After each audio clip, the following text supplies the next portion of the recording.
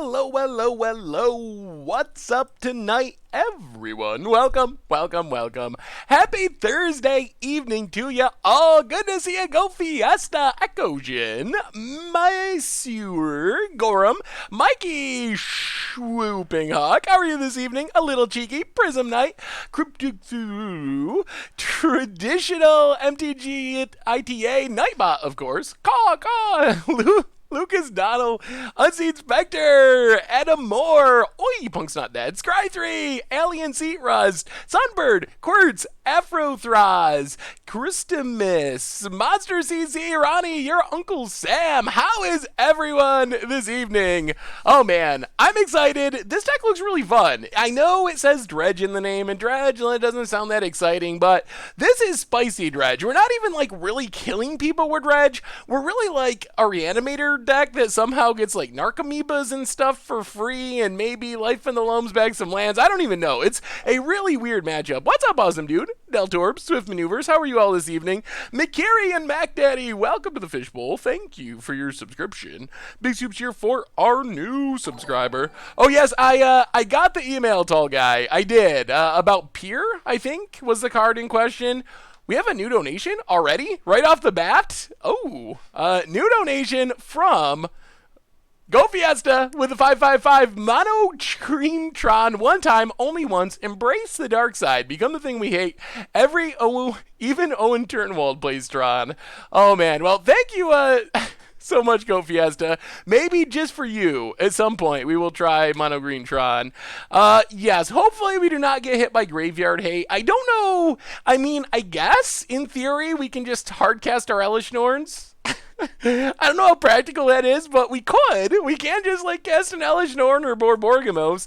Our mana is so insane. I think the idea is we can actually cast our stuff. Usually with these decks, you don't have the mana to cast everything, but if you count our colored sources, I think whoever built this deck intentionally put in exactly enough lands that if things go horribly wrong, we can theoretically cast our stuff. So, to be fair, playing Mono Green Tron will help you understand it better and thus learn how to destroy it. That's a good idea. You gotta be your enemy to defeat your enemy, something like that. So how is everyone this evening? So yeah, we're playing some Reanimation, Dredge Reanimator, I don't even know. It should be interesting. For some reason, we didn't get any new spoilers this week. It's been a quiet week. It's going to kick off next week, though, and be insane for like 2 weeks. Just spoilers. Gilza Ravnica nonstop all the time. Flat Lake, welcome to the Fishbowl. Thank you for your subscription. Big Scoops here for our new subscriber. So let's do our reminders. I mean, we can talk about this or that or whatever. Yes, the Worship Black deck, there are things that beat it. Hey, what's up, Donos? How are you this fine evening? Yeah, there's no gifts in this deck. We're dredging our Unburial Rites, hopefully into the graveyard. I don't know. We'll see if this works. It is a really weird matchup.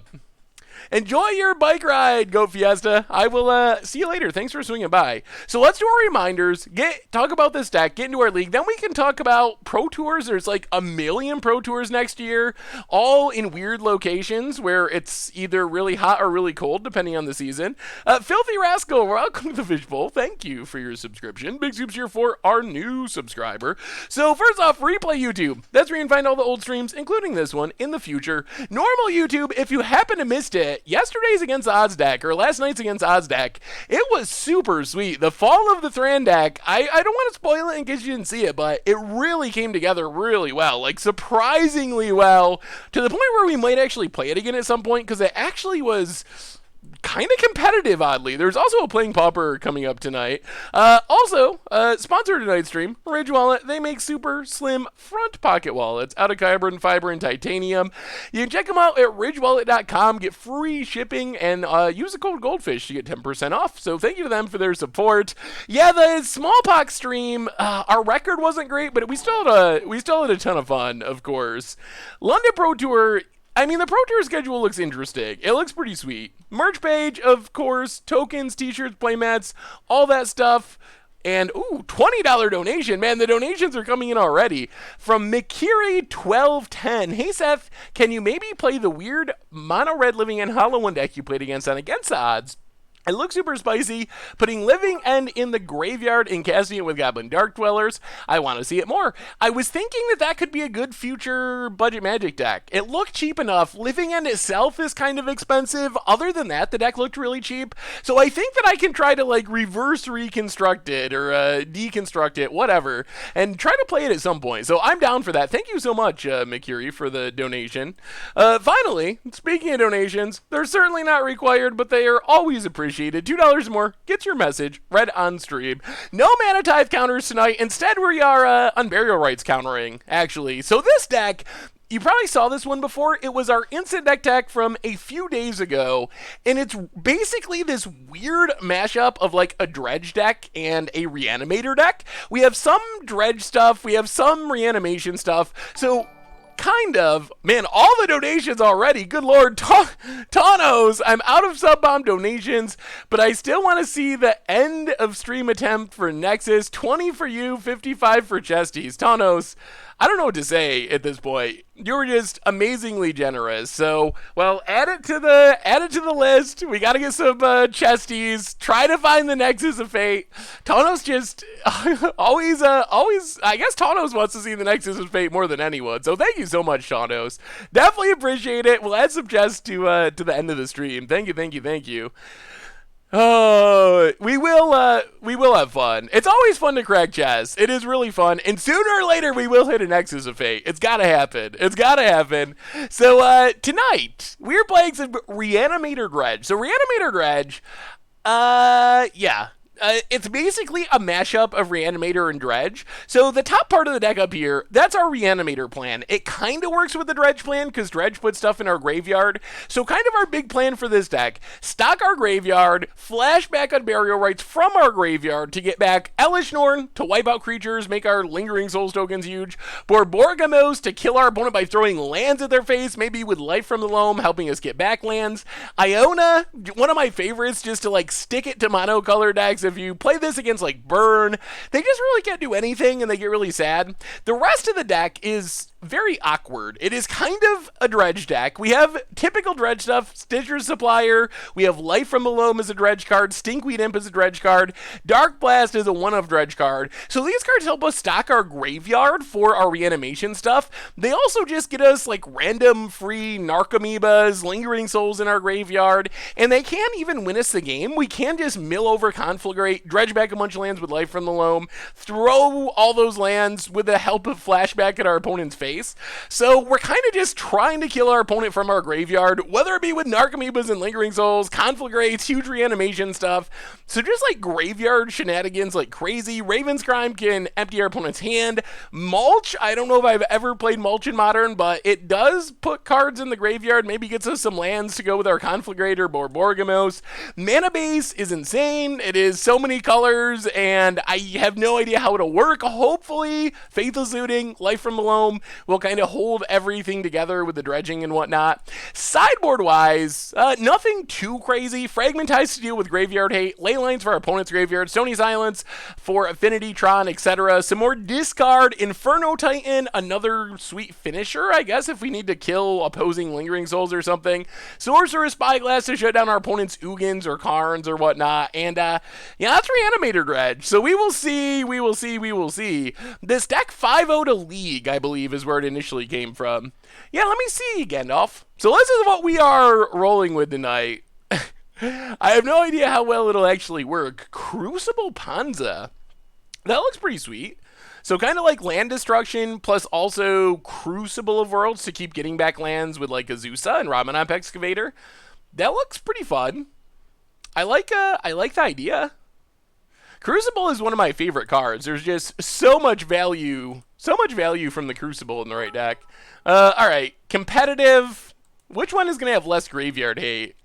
That's a big question. Grapple with a Pest seems pretty good and play some Mulch since you can get back Stitcher's Supplier if you need to. Yeah, I don't even know. The deck is so crazy. I really don't know what is best. Satyr Wayfinder could go there. I guess the upside of Mulch is you get multiple lands. So it does work with like Borborgamos and whatnot. No worry, Alice. I'm just glad you are you're hanging out. And, yeah, good to see ya. I have an EDH deck you might like. It has Panharmonicon. Well, I do like Panharmonicons. That is right up my alley. Panharmonicon week, it won't be next week. I think it'll be the week after. It could be the week after that, but I think it'll be the following week. The Commander deck looks fun. That's a lot of sweet enter the battlefield triggers and ways to blink them.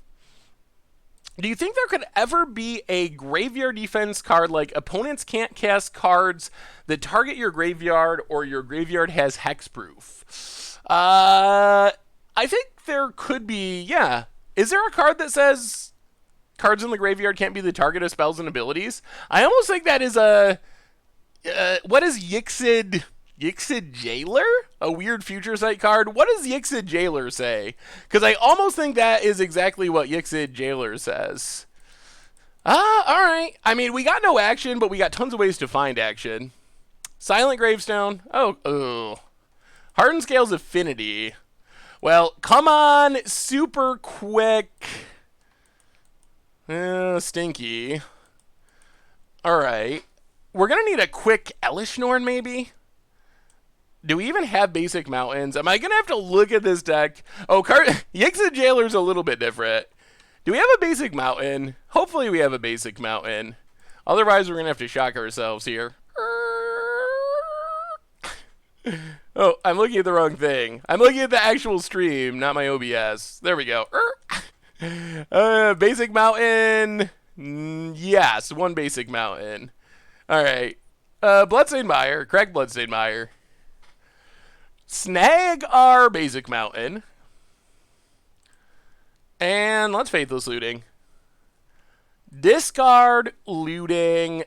Actually... we have so many lands. Maybe we don't need so many lands. Discard. Let's go Narcomoeba Stinkweed Imp. I don't think we can cast Narcomoeba very easily. Yeah, that's fine. Narcomoeba Stinkweed Imp. Start our dredgening next turn. Pass the turn. The microphone is cutting out? Ugh, that's not good.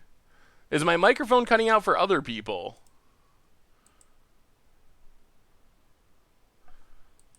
Ancient Stirrings. This is Hardened Scales Affinity. It is basically like Affinity, but trying to play Hardened Scales. I just recorded Commander Clash, so hopefully it's alright. Maybe try refreshing if you're having trouble with the sound. Sometimes that fixes it. Another donation from Steelleaf Overseer. Day in Wildfire, Brewing, Blink, Panharmonicon, Amanatu. For you to play in Commander Clash when Commander 2018 cards are finally available. Awesome, Day in Wildfire. Oh, also, sneak preview for stream viewers. Another viewer submitted week is coming up. We will not have Commander 2018. Thank you again, Dan, for the donation. I believe the episode that goes up next week will have the call for viewer submitted decks. Not on Friday, but the following episode. So if you got some spicy Commander stuff, that preferably that doesn't have Commander 2018, because we can't actually Commander 2018 yet. Alright, so play the Swamp. Cathartic Reunion. Discard Stinkweed. Discard Stomping Grounds. Dredge Stinkweed. Ooh, there's a Lingering Souls. This is where it gets interesting. Your Uncle Sam and Carblich. Welcome to the Fishbowl. Thank you for your subscription. Big scoops here for our new subscriber. Hey, good luck. That's right. Also, Richard put out yesterday, the day before, a call for some job openings, basically. Programming stuff, also content stuff, assistant-y type stuff. So if you want to be part of the Goldfish crew, make sure to check that out and apply, because that would be awesome. Awesome, awesome, awesome. All right, what are we doing here? We have one more draw or dredge. We can get back the... There's our Unburial Rites. We need like 2 turns? Alright, there's a free Narcomoeba. Well, let's keep dredging. I guess that's what we do. So we get a Narcomoeba for free. That can give us some chump blocking. Pass the turn. So we have Oh, we're kind of close. We're kind of close. We have on burial rights. We need to get a big thing in the graveyard. Ugh, Ravager. That's less than ideal. Opponent. Fires up Ink Moth. Counters on everything. Are we dead if they go all in? Well, we got a block. Opponent passes. Wooded Foothills. Oh, we're so close. Oh, Silent Gravestone has the ground seal ability. That makes sense. Okay. Conflagrate 1, 2, 3 doesn't really do it here. We can Faithless Looting. We have no Dredge cards? Huh. We can Faithless Looting, Lingering Souls, block. That might be our best bet. If we field, then I think we can still just die to Ravagers. We really just want... We don't have another basic mountain, so if we field, we do nothing else. I think what we really need is... We need, like, Elishnorn or Borborgamos in our graveyard. Oh, of course, Future IDK. I didn't see your earlier message. Hey, what's up, Joe? Happy... Oh, is that a birthday message? Well, wishes to, to your brother Joe. Birthday or otherwise. How's it going, Future IDK? Oh, my God. All right, so let's just Faithless Looting. See what we hit. Hopefully something.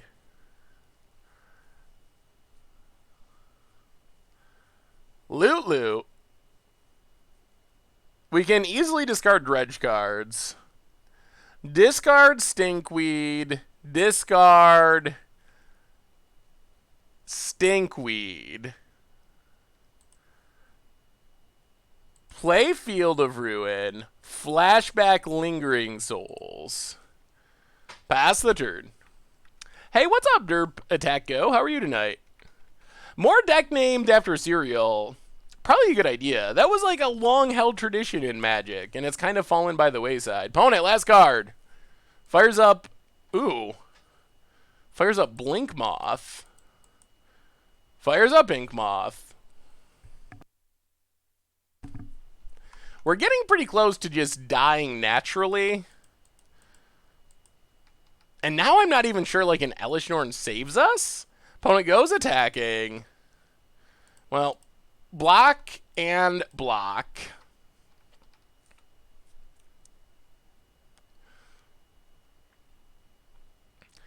Man, we have not hit any finishers.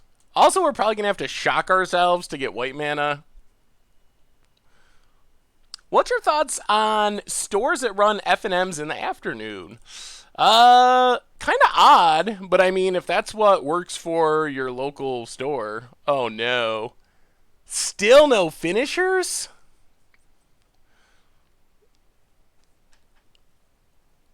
I think we're just dead. We just have not been able to find our finishers. That's disappointing. Well, I mean, play Stinkweed Imp.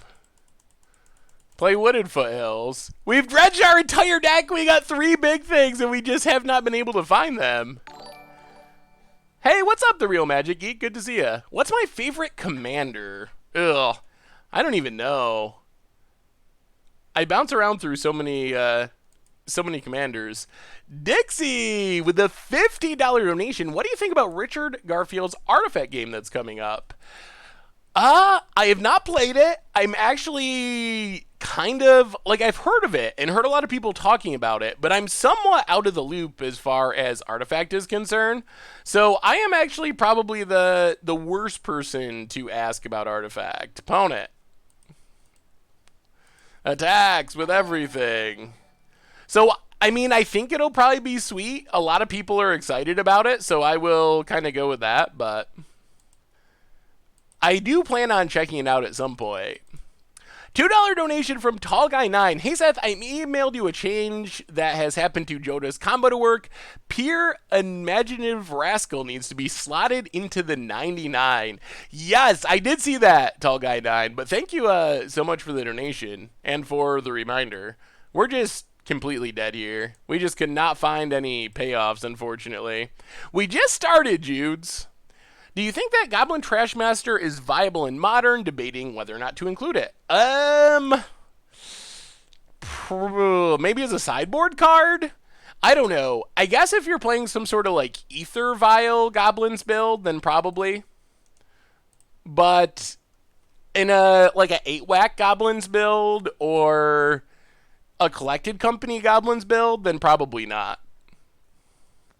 Donations actually go to me, Zealous Nihilist. Yeah, so what do you all think of... Artifact?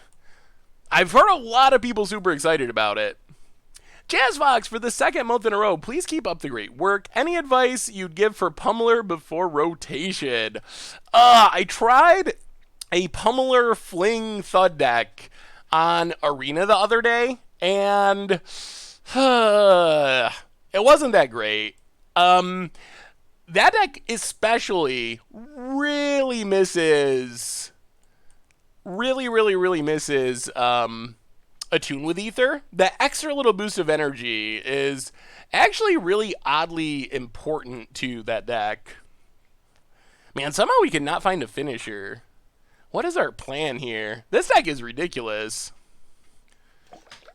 Did I ever give Stu his playmat? I was just talking to Stu about that on Twitter, actually. He still has not officially gotten his playmat, but it's getting closer. The Grandolph, welcome to the Fishbowl. Thank you for your subscription. Big super cheer for our new subscriber.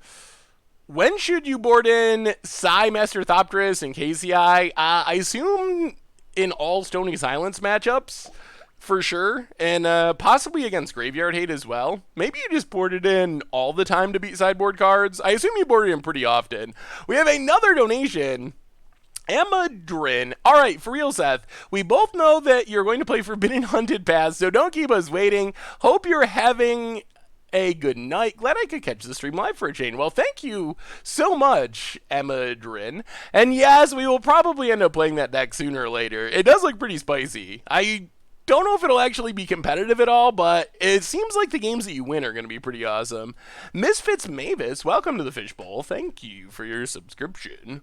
Big soups here for our new subscriber. Maybe we just cut Narcomoeba. That's probably fine. Yeah, let's cut Narcomoeba. Try it like that. Ritzbro D. I mean, you can send whatever you want to do, but I think it's mostly just to like get an idea of what the video would look like. So I don't think you got to go super crazy excessive or anything. Stitcher Supplier. Alright, I mean, Stitcher Supplier mills some stuff, loams some stuff back. I guess that's fine. I guess it's fine-ish. Try Goryo's Vengeance to get Grizzlebrand and dredge your entire library. Ooh, and then just like Lab Maniac or something. That could work. Well, let's swamp Stitcher Supplier. Do some milling. Our Stony Silence. We wanted that. Horizon Canopy for our opponent. Cards in the graveyard. Creature cards in graveyards and libraries can't enter the battlefield. Players can't cast spells from their graveyard or library. Alright.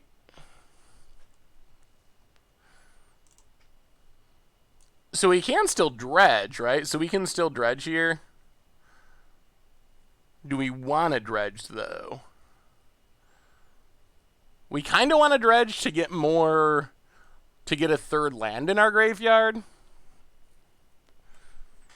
What things are soft banned in Commander Clash? Can you email me a list if I shoot you an email? Yes, I can do that, Alice. It's pretty simple. It's the super fast mana, which is Soul Ring, Mana Crypt, Mana Vault, also Cyclonic Rift. That is I think those are the only really real soft bans at this point. There's some other ones, like we don't usually let Tomer play Edric as his commander. Rhystic Studies we usually avoid because it's pretty clunky on Moto, but those are not on the same level. Like those are the main hard ones, are Cyclonic Rift and the 3 fast mana rocks. Yeah, let's dredge. Man, we milled both Stony Silences. Well, Temple Garden, untapped. Loam back. Wooded Foothills, Gemstone Mine, Mountain. And I guess we get in, hit our opponent. Maybe we just are trying to win this game by hardcasting Inferno Titan. I wish we had not milled over both Stony Silences. Meganzilla, welcome to the Fishbowl. Thank you for your subscription. Big soups here for our new subscriber. We do have ways to just kill this too, and we have not dredged them yet. Let's stop dredging for now. Stomping Ground. I'll play the Mountain, run out Stinkweed. Stinkweed's a good blocker at least. Pass the turn. We could use a Fragmentize to kill this. Titan Reaver, welcome to the Fishbowl. Thank you for your subscription. Big soups here for our new subscriber. Not Ballista. Boo, Lista. Opponent tapping, untapping. Tapping. Ravager for our opponent. Well, it's not a Ballista. And a Worker. Alright, opponent's going to town with the jank. Counters on everything. Passes. Do we have to dredge here? It feels so bad. Ugh. Maybe we should have just conflagrated. That seems possible. We have a new donation. Tall Guy, sorry I didn't hear your response to my last donation about Jonah. No worries, Tall Guy. Yes, I got your email, and I will make sure to keep that in mind as far as the deck. Do you respond to emails about deck ideas rather than provide decks? Yes, I do. I try to respond and let everyone know that I got it.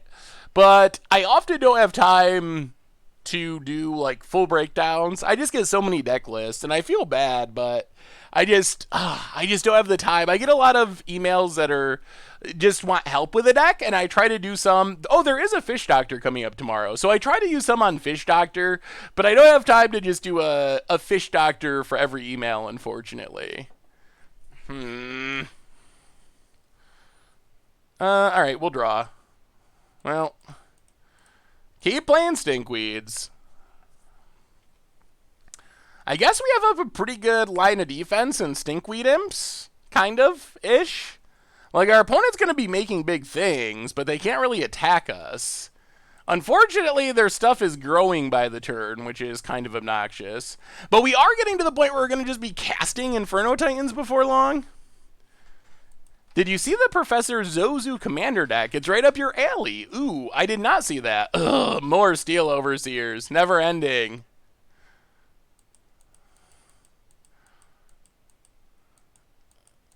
Oh, and they found Ballista. Oh, dear. Opponent's finding it all, unfortunately. Opponent. No attacks. No dredge. Fragmentize, eh? So this can kill any one thing? But they have 2 Steel Overseers. Now what, chat? Now what? Cast Conflagrate for 0? That doesn't feel great. With our opponent having a Grafdigger's Cage, so we can't cast it from the graveyard. So we can turn on our graveyard by killing Grafdigger's Cage.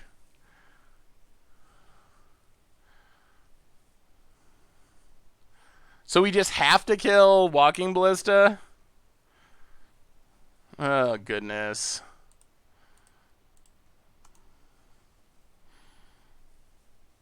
Yeah, I guess we just have to do this. Although I still don't think it's going to actually save us. Man, those Stony Silence, if we had not dredged those, our life would be so much better. My buddy makes the REP deck boxes. The goldfish ones are super sweet, and the finish on the orange box is fantastic. Thank you, Merp. Opponent pings. And pings. Yep.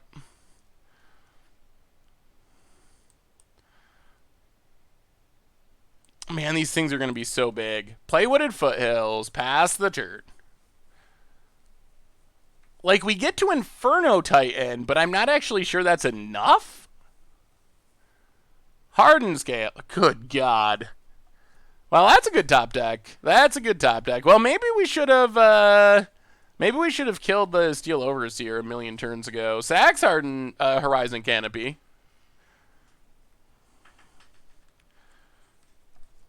I mean, we're not just dead right here, are we? Yeah, we're not dead yet. Opponent's passing. Well, crack Wooded Foothills. Grab a... Oh my God, this mana. Red, red, white, white, white. Sacred Foundry. Let's go Sacred Foundry. Tiller, welcome to the Fishbowl. Thank you for your subscription. Really psyched about the Shocklands and Guilds. I am too. It's going to be awesome to have Shocklands back. Big soups here for our new subscriber.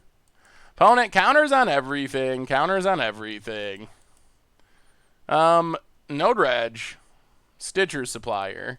Well, play Gemstone Mine. This is the saddest Inferno Titan. It is literally doing nothing. It is actually going to chump block next turn. Inferno Titan. Wow, this has been brutal. Yeah, maybe we should have just killed Steel Overseer. Although, with our opponent having another one, I'm not actually sure it would have mattered. I missed a donation. Did I? I thought, well, I'm sorry, tall guy. I thought I got both your donations. Yeah, peer in the Joda deck. And also a reminder, yes, I did get the email, tall guy. And sorry about the donations. I thought that I had read both of them, but maybe I did not. All right, so block, block, block, block. Actually, what do we want to kill? Maybe we kill Ravager. Let's kill Ravager and Steel Overseer. Man. Alright, block, block, block, block. Yeah, block everything. Try to stay alive. Just email the deck. Can you tell me what you think? As if it is suitable for Commander Clash, I can send another one. I will try to get back to you. All right, so we kill a bunch of stuff. Yep. Steel Overseer down. I mean, we're kind of still in this because our opponent has... Opponent sacks, okay. I mean, we're kind of still in the game-ish. Relatively. We have enough chump blockers that we're not just literally dead. Opponent, yep. Blocks. Oh, I wish we could cast things from the graveyard. Well, Dredge Stinkweed. Play Stitcher Supplier. Mill. Play Stinkweed. Pass the turn. Oh, we got our stuff. We need to get out from under this Grafdigger's cage somehow. Have Twitch Prime subs not been functioning? Last few months have not shown up on stream. My worry is about you guys not getting your money more than not seeing my name. They should function. As far as I know, they function. Okay. Now we got questions. Do we draw? Do we get back a Stinkweed? If we can find an answer to Harden Scales, life is good. Stinkweed gives us more protection. We still have 3 Fragmentizes in our deck. Ugh.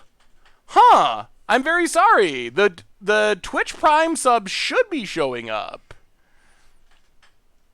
If I missed it, Tiller07 for the 3rd month in a row. Oh, that was the Shockland ones. I am very stoked for that as well. I will have to look into it. Maybe there's some bug I don't know about, but they should be showing up. And let's get a Stinkweed for now. Stinkweed is safest because it means we don't die to one thing. I mean, we're still very dead if our opponent finds Walking Ballista. We just immediately die. Alright, Ancient Stirrings, the card that has not been banned in Modern yet, finds a Hangerback Walker. Well, that is going to kill us eventually. Plays Hangerback X1. Yeah, our opponent can just make a million 1/1s, and I don't think... I guess we need to draw for Fragmentize. So no Dredge. We need Fragmentize off the top. Gemstone Mine. And now I believe we're just dead. Oh, boy. Play Gemstone Mine, pass the turn. Well, if our opponent just makes this Hangerback into a million tokens and sacks it, we die. What's up, underdogs? How are you tonight? Apparently, Cruel Reality is very good against Turbo Fog. That makes sense. If you could get down a Cruel Reality before your opponent combos, and they don't tuck it with Teferi, it does seem like it would be pretty good. I mean, we'll hold out and see if our opponent misplays. They should just put all their counters on Hangerback, sack Hangerback, and then we lose. But maybe they do not do that for some reason. Huh. I think our opponent misplayed. Oh, I guess this still makes, yeah, 14. Good lord. Well, I mean, I guess we survive a turn, technically. Opponent sacks it. Okay. I mean, we're still not just dead. We can block our way through for one more turn. What do you think about Wingmate Rock in Modern? Ugh. There's just so many other powerful things that it's hard to picture a scenario where it's good enough. So we block, we take our beats. Fragmentize! We got 3 in our deck. No, we have 2 in our deck. Basically, we got to draw Fragmentize this turn. If we draw it, we should be able to win, because we get back Elish Norn with this Burial Rites, and just lock all these Thopters out of the game. Come on, deck. Come on, deck. Come on. Come on. One time. No Dredge. Fragmentize. Well, Faithless Looting to look for Fragmentize.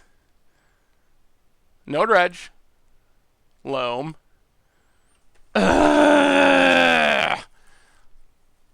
Now we're officially dead. Yep. Man. We just could not find it. Well, one of the problems with playing the all-in Graveyard deck is people play Graveyard Hate. And our Fragmentize is just too far at the bottom. Oh, man. I would love to play an Elish Norn. That's what we were trying to do there. Elish Norn most likely just wins us that game. I mean, they could still Ballista us eventually, but it would have bought us a ton of time, but the graveyard being locked down was brutal. Yeah, our opponent should have won, I believe, the turn before. I think they should have not proliferated with the artifact, and they should have sacked their Ravager as well and put all the counters on Hangerback and then sack Hangerback to make like 25 flyers or something. So that's what our opponent should have done, but why Fragmentize over a Braid? We didn't build this deck. I assume that the main answer is Leyline of the Void and other enchantment-based graveyard hate, like Rest in Peace, which is really bad for our deck. So Fragmentize gives us the widest range of hitting graveyard hate spells our opponent could have. Do you think a deck with Vizier of Menagerie and Greenseeker Dryad is worth trying before rotation? It seems like it could be pretty fun. I think that... I don't know what shell you'd put it in. Maybe some sort of weird mono green list. How's it going tonight, awesome dude? Yeah, if we didn't destroy Cage, though, we were just dead to the Walking Ballista. Like, literally dead that turn. So we didn't really have a choice but to play it that direction. Yes, awesome dude. Someday we'll play a game of Fortnite. Oh, this hand. No way to get things in the graveyard. Yeah, I think we just mulligan. Narcomoeba's a mulligan anyway. Alright, well, I guess we can Raven's Crime ourselves for Stinkweed if we want to go really deep. That's something. Do you think we will ever get a Bird Lord in Magic? Isn't there a Bird Lord from a long time ago, like Kengi or something?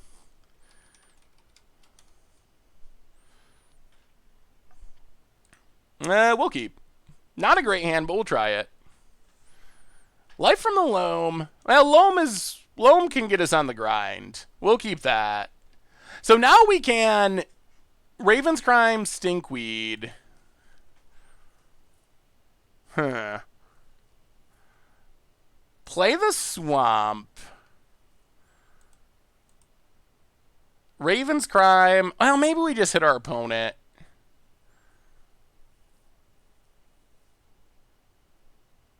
If we dredge, we don't get Loam next turn anyway.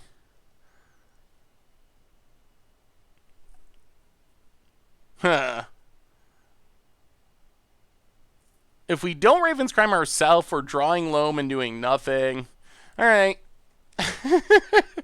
Just how we drew it up. Raven's Crime ourselves, discard Stinkweed. Just how Magic is supposed to be played. I guess I kind of owe... Well, I owe Stu a playmat, and I owe Awesome Dude a game of Fortnite. So I guess I owe a lot of mods something. But as the dirt. I'm really disappointed that we haven't seen more spoilers this week. I got super hyped over the weekend with the PAX thing, and then to have 0 spoilers this week was a little weird. Oh, man. Are we just playing Mono Affinities? Oh, God. I guess it's the Affinity stream. We're just going to play Affinity every round. Yes, there is a Fish Doctor tomorrow, Magic Badger. All right, opponent running all out there. Man, if we could get an Elish Norn eventually, that would be sweet. Well, Dredge Stinkweed. Raven's Crime. Discard Ghost Quarter. Discard Ghost Quarter. Get the last card. Come on, something good. Oh, it was a plating. All right. Forest, go. Well, our opponent only has 2 power on the battlefield. Yeah, I guess I was just thinking spoiler season was starting earlier than it actually was. Let's see what our opponent can top deck. Oh, no. Something? All right, fires up Ink Moth. Sure. Opponent goes attacking. That's fine. Hits us. Yup. Down to 18, up to 1. Well, Dredge Loam. Oh, boy, Dark Blast 2. Well, Loam back, land.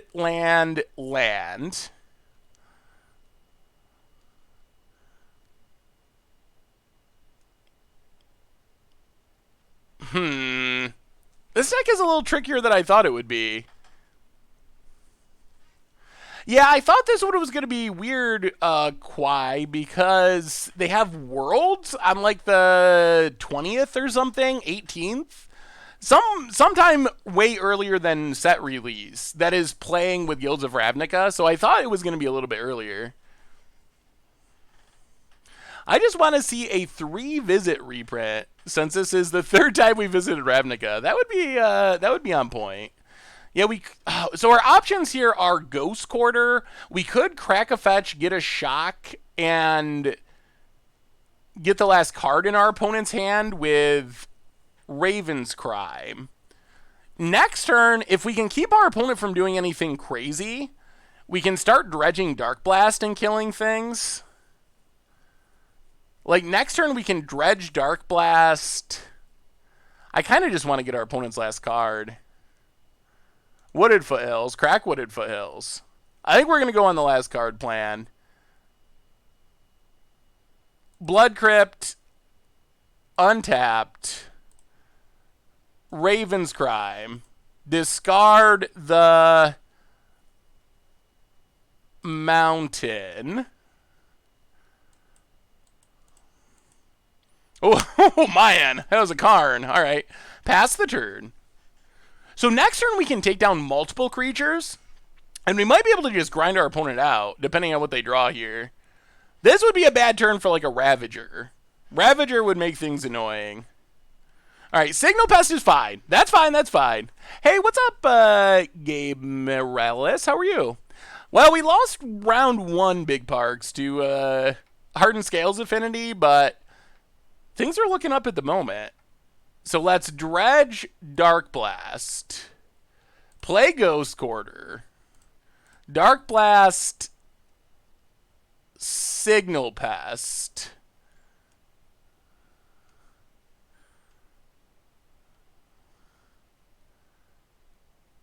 Not going to be regenerated. So I've been dipping into Pokemon TCG, at least until post-rotation. I found Pokegoldfish. Is that site owned by you guys, or is it just some wannabes? Yes, that is a goldfish-related site. It's another site that Richard started. And that's one of the sites that looking for content people, if you're interested in making Pokemon content.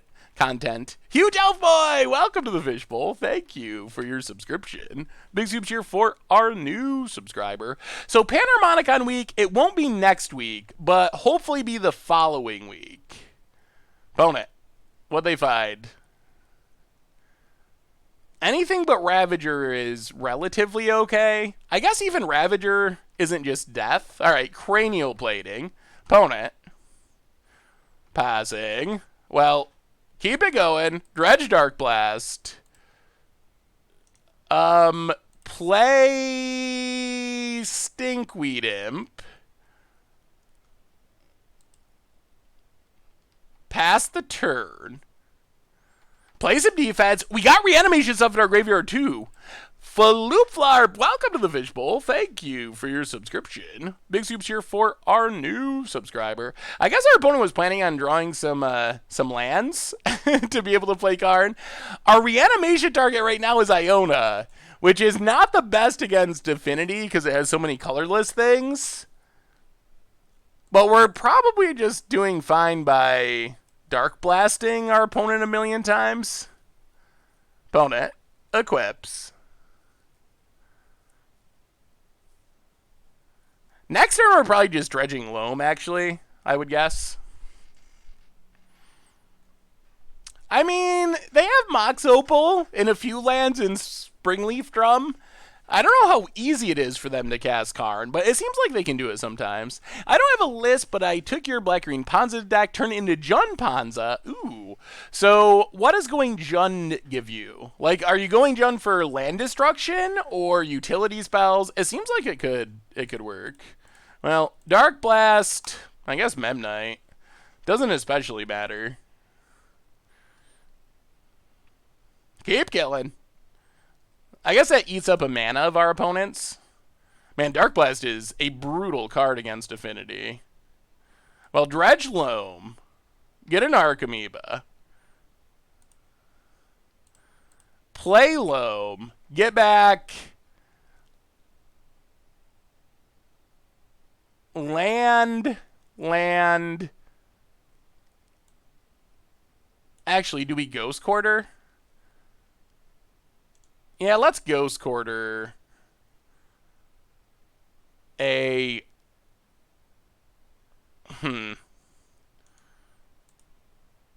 Seth is MTG Goldfish looking for content creators, maybe on the pauper side of things. We are looking for content people. The main thing we were looking for was some arena stuff. But if you have an idea of some content stuff, you should definitely send it in. That would be awesome. All right, so Loam, get back some stuff.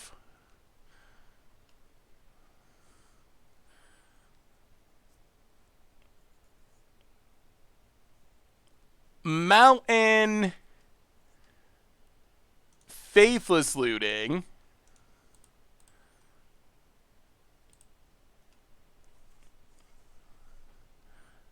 Dredge Loam, Dredge,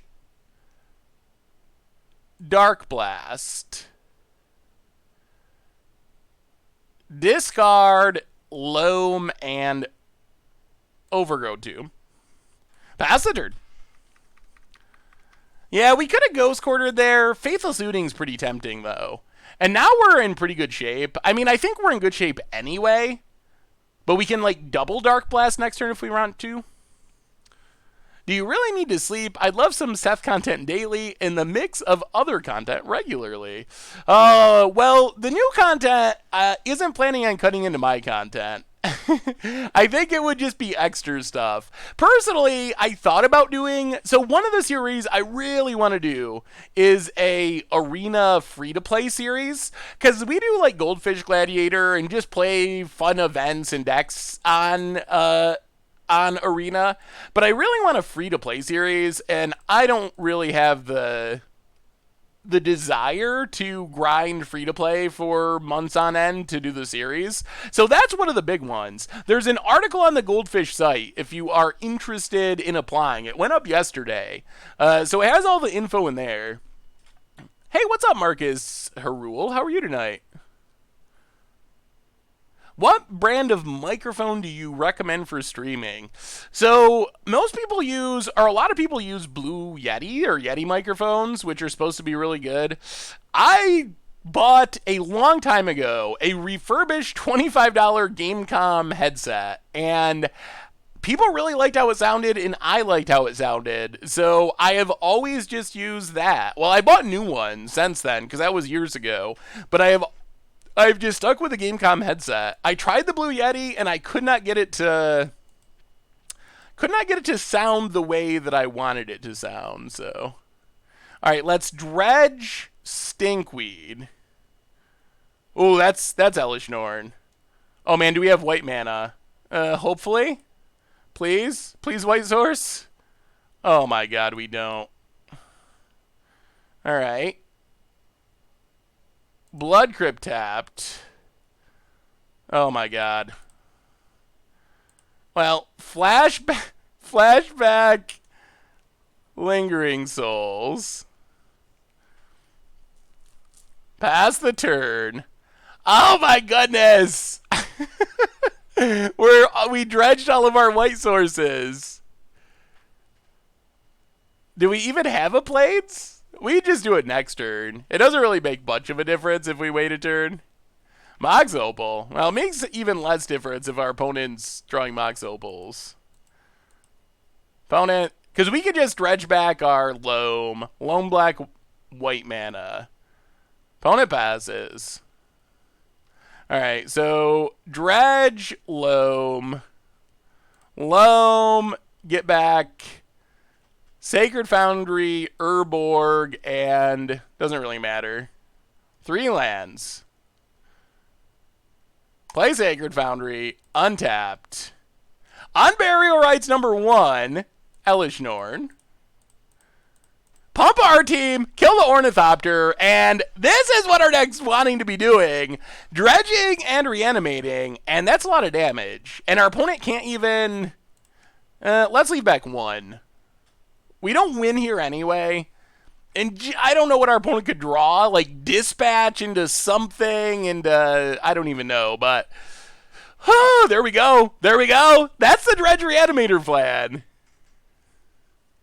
I refuse to spend more in Arena. I honestly feel screwed by the meta because of the charge of my credit card after we were asked to test it. Arena's it's interesting. I think so Tawnos, if it makes you feel better, they are going to be reanimating I play way too much Magic. Refunding was the word I was looking for. They're going to be reanimating any money that you actually spent when they do the last wipe. But see you, Bobbio. Thanks for swinging by. Have a wonderful evening. But they are going to refund it. I think the arena economy definitely still needs some fixing. That is one of the big issues / concerns, I think, is the economy still could be improved. Hopefully that happens. But I think that it's done a lot of fun things. Refund is only for the gems, right? But if you spent real money on your credit card, the only thing you can buy is gems. So any actual real money that... Wow. We have the... Screw You Affinity hand. This hand is not anywhere near what our normal game plan is, but I don't know how Affinity beats this hand. Double Fragmentized Stony. Good luck, opponent. And that's Modern for you. Sometimes people draw their sideboard cards, and there's nothing you can do. Braysword, welcome to the Fishbowl. Thank you for your subscription. Big soups here for our new subscriber. Opponent, dumping the hand. Ornithopter. And passes. Alright. Well, Bloodstained Mire. Yeah, we're going to pass. I don't even think... how can we lose? We lose to... Etch Champion, maybe? Is the one chance. We could just blow up Mox Opal. They could still go land Etch Champion. Yeah, let's pass. Well, we could blow up Ornithopter. Maybe that's fine. I don't really want to fragmentize the Mox because we're shutting it down next turn with Stony Silence. Yeah, let's just kill Ornithopter, actually. Sorry, can't mow me right now. Maybe we'll have time later. So take a Sacred Foundry. Untapped. And this still cuts our opponent off of a mana because they can't Springleaf Drum for mana. Kill Ornithopter. Pass the turn. And then we just basically lock them next turn. Alright. Blinky. To go with Inky. Opponent. Do they have any cards left? I guess they shut them off 2 mana, technically, because it turned off their Mox, too. That definitely seemed like the right play. Can only say 5 more minutes as I have college tomorrow. Well, thanks for stopping by, Alice, and I will check for your email after later after the stream and let you know about the Commander deck. Gets in with Inkmoth. Yeah, up to 1. Well, let's run out Stony Silence. And now all we really need is a land? That's like the last piece of the puzzle. Pass the turn.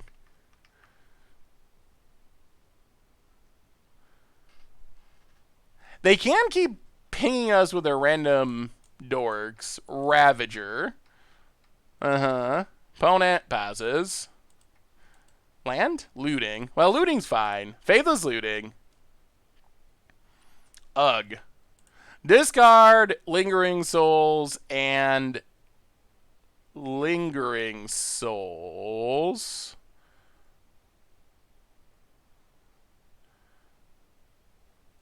Oh my goodness. The challenges. Yeah, let's discard both Lingering Souls. Play Stitcher Supplier. Pass the turn. Mill over, whatever. Yep. Between the crashes every round and the terrible UI, I gave up on Arena. Someone said that it had gotten better. I retried. No, honestly, I'd rather have the $100 to give away to y'all than bend over and take it. Whew, Tano's not the biggest Arena fan. So part of my thinking on Arena is I think that it really is designed to be a new to intermediate player client, and I think it does that pretty well. And I think that part of the problems with it is there was like an expectation, I think, by a decent number of people that it was going to be like a Magic Online replacement, et cetera, et cetera, et cetera. And I've really come to think that that just wasn't the actual design or goal of Arena. So I don't know. That's my thinking. Is part of the issues have to do with people just having expectations in the wrong place, because I think it's really good as a fun way to play standard for a new player. Like, I think it does that really well. A lot, you can play for free and grind into it. So I feel like if you look at it from that perspective, it actually does a pretty good job. I don't know if it does as good of a job of meeting the needs of like hardcore grinders, people who want to switch decks or play the tier deck right away. Like, but I don't think it was necessarily focused on that. Obviously, Wizards loves everyone to play it, and they want LSV and all the pros. They would love to have them playing Arena as well. But I think as they designed it, they were trying to design it to be like the best client for new players possible. And I think they did a pretty good job with it. Like, there certainly are issues, but I feel like from that perspective, it's actually pretty reasonable.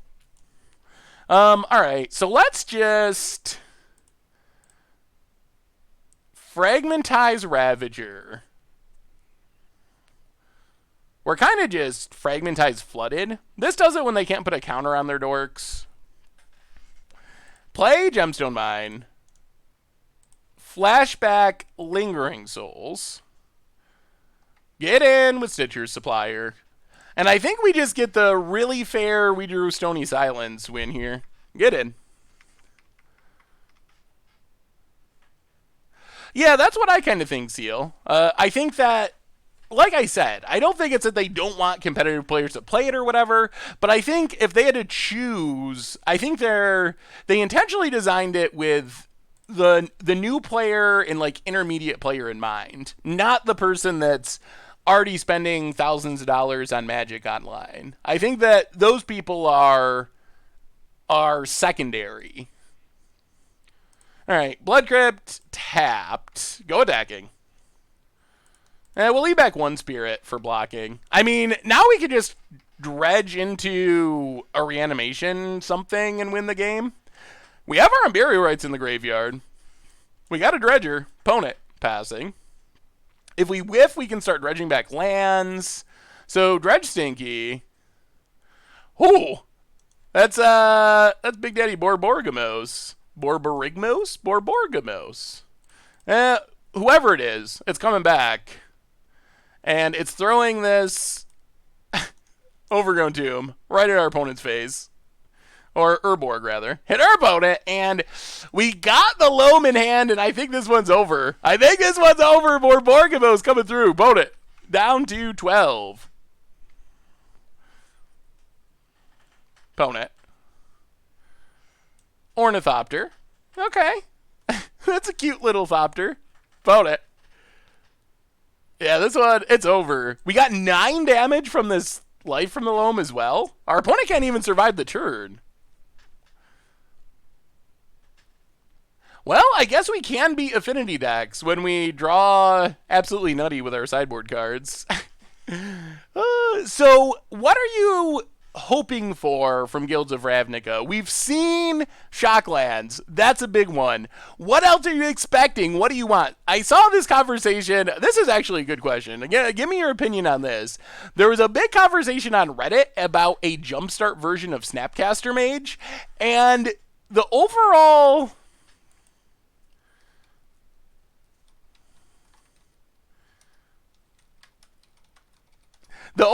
opinion on Reddit was that a Jumpcaster Mage, if it was literally Snapcaster with Jumpstart, would be weak, and that normal Snapcaster would be fine to reprint in Standard, which seems insane to me, because I think normal Snapcaster would be insane, and Jumpstart Snapcaster would also be very, very strong. Guild Leaders, that's a good one. More Charms, also a good one. Demir, Surveil Opt. I don't know if I'm confident in that. I think the cantrip will be 2 mana. Maybe there'll be some sort of like anticipate surveil, like 2 mana. Jeez, 2 mana surveil. I don't even know. I'm not sure that we'll get a 1 mana surveil cantrip. It might be too good in Wizards' eyes for older formats. What's up, Magic Alex? I think a lot of the people that were saying Snapcaster would be fine for Standard must not have played it in Standard, because, good God, from what I remember, Snapcaster was absurd in Standard. To the point where they had to like print Thragtusk to try to slow it down. Just like Vapor Snag, Snapcaster Vapor Snag was so good. Huh. This is a slowish hand. We do have Lingering Souls.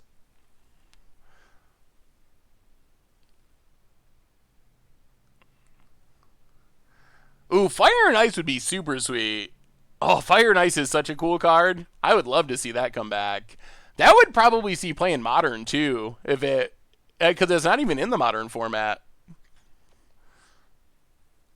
I'm more of a flavor and law girl, so I've been hoping for some funky callbacks to what's been going on. Some cool callbacks would be sweet. Reprints, reprint-wise, I'm kind of rooting for Dark Confidant. Alright, whatever, we'll keep this. We can, I mean, it's a little slow, but Wooded Foothills, fetch out a land, Life from the Loam, get back the land, start dredging. We have Unburial Rights. It could work. It could work, although it's not quick. See what our opponent's up to. Ooh, Control. All right. Well, I think this hand might be fine versus Control. Especially at game 1, since they shouldn't have Graveyard Hate. So get a Sacred Foundry. Opponent passes. That's even better. Wooded Foothills, crack it. Now we get to loan back 2 lands. Grab a Overgrown Tomb. Untapped. Loam. Get back our 2 fetches. Pass the turn.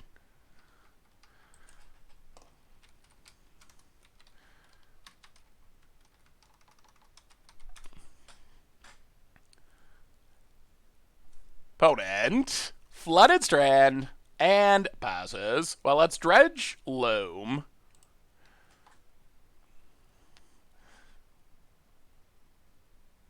Play Wooded Foothills, crack Wooded Foothills. Grab a Forest. And Lingering Souls. Pass the turn. Is there an updated Zubera Modern deck? I have not updated that one yet. Although, hey, what's up, MTG Gizmothing? Good to see ya.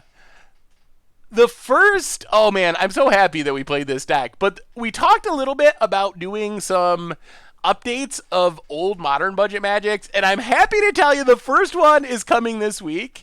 And not only that, I am so happy we decided to do it. You will probably not guess the deck, but it is... I forgot how fun the deck was. It is one of the earliest budget Magic decks, like from the first few months of the series. And oh man, oh, it's so much fun.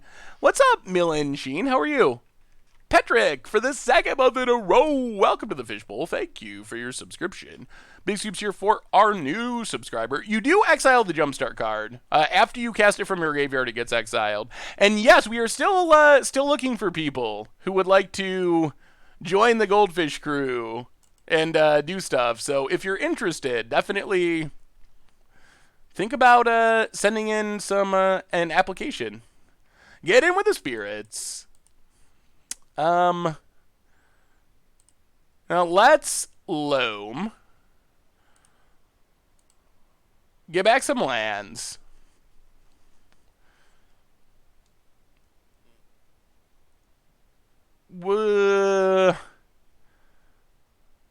Bloodstain Mire. Crack it. Grab a Sacred Foundry. And Flashback Lingering Souls. Pass the turn. Spirit Beatdown, Spirit Beatdowns. We would like to just mill over at some point our...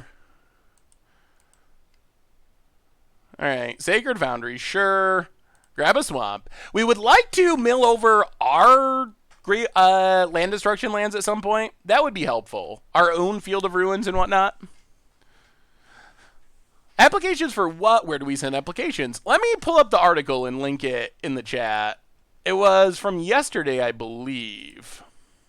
All right, opponent's got a Jace.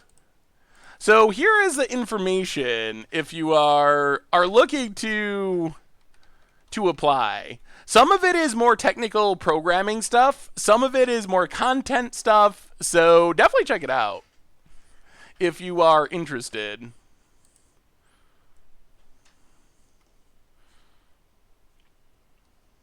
If the Goldfish crew ever needs a private chef, I would love a private chef. But yeah, the budget magic is super sweet. It's not Zombie Hunt. It's not Troll Worship. It's not Turn 2 tokens. It's a fun one, though. I'm very glad that we decided to do it, because I forgot how fun the deck was. Let's dredge Stinkweed. Get an Archamoeba. Might as well. I'm kind of guessing that our opponent put a Terminus on top of their deck, but attack Jace, attack Jace, attack Jace, attack our opponent. And our opponent. Yep. Geez, are we gonna reanimate a Stitcher supplier? That seems ridiculous. How bad of an idea is that?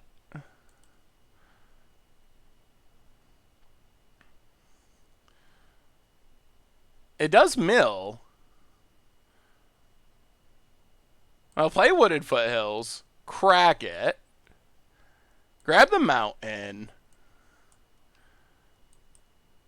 That's probably wrong, isn't it? Very bad? It probably is very bad. Well, I mean, we can loam. There's not really a good reason not to loam. I guess there is. Alright. Let's just straight up pass. We'll pass. Thanos with a gift sub. His 207th gift sub. And also Delusional Kraut. Welcome to the Fishbowl. Thank you for your subscription. Big scoops here for our new subscriber. Yes, the positions are work from home. You don't have to be any specific place.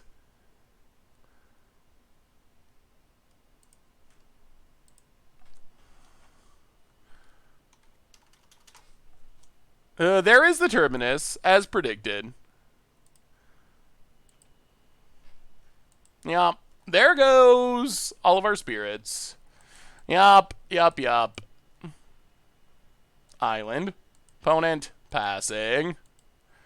Well, let's keep it dredging. Keep it dredging. Dredge a Stinkweed. Ooh, there's Borborygmos.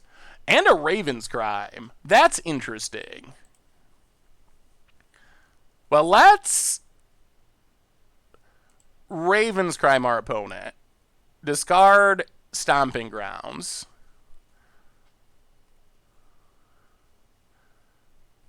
Yeah, our new plan is just to Raven's Crime our opponent into Oblivion, and then maybe Borborygmos.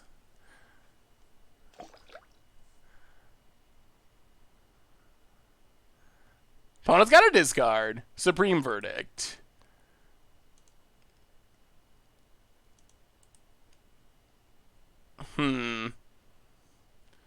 Let's Raven's Crime our opponent. Discard Wooded Foothills. Betty SJ for the 9th month in a row. Welcome to the Fishbowl. Thank you for your subscription. Big soups here for our new subscriber. Play a Life from the Loam. Get back land.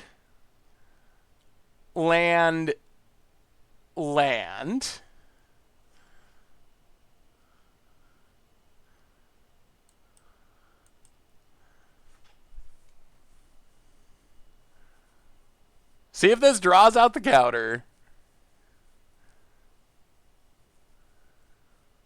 Somehow we have not milled a Faithless Looting, which is kind of crazy. Opponent's thinking about it. Is it worth it? Will you ever say the name Stomping Ground correctly? I think I just did. Do I say it wrong? The lads are definitely doing some work.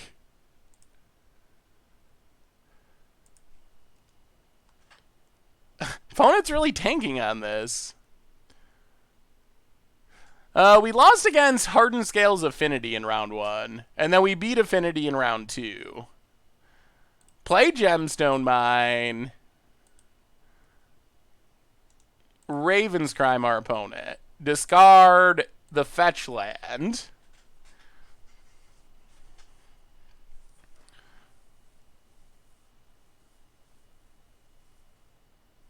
Pass the turn. All right, opponent, what do you got? Untaps. Okay. If they tap out, we can reanimate. Opponent. Jace! Oh, man! Oh, man! It might be Borborigmo's time. We'll see if our opponent finds a land. If they don't find a land, then we just make our opponent discard their hand, most likely. Opponent needs an untap land. I always say Stomping Grounds. Oh, yeah, I guess I do always say Stomping Grounds. Opponent's thinking of the Brainstorm. Are we going to just beat 2 Jaces? Is that the power of Dredge Reanimator? Reanimator Dredge? Well, I do say a lot of things wrong, so if adding an S to Stomping Ground, that's got to be pretty low on the list of mispronunciations. Field of Ruin. Search for Iskanta. All right. Well, I guess it's time for Big Daddy Borborigmo's opponent. Passes. So, Dredge Loam. Also Iona. We have way too many options here. Do we win? 3, 6, 9, 18? Oh, I guess we just win. Well, I guess if our option is winning or not winning, we should probably choose winning, even if it's not that exciting. So, get back Borborigmo's. Land, throw it at your face. Land, we will throw it at your face. Land, we will throw it at your face. Borborigmo's pretty good. Pretty good. And then Life from the Loam, get back 3 lands. Then we will throw those lands at your face, down to 4, down to 1, and down to -2. Borborigmo's coming through. That was pretty sweet. Doing pretty well, Comdolge. How are you? How are you this evening? We just Borborigmo'd someone through multiple Jaces. That was pretty good for our deck. That was pretty impressive. Oh, good to see you, Chairman Meow. Been doing well. Hopefully you've been doing well as well.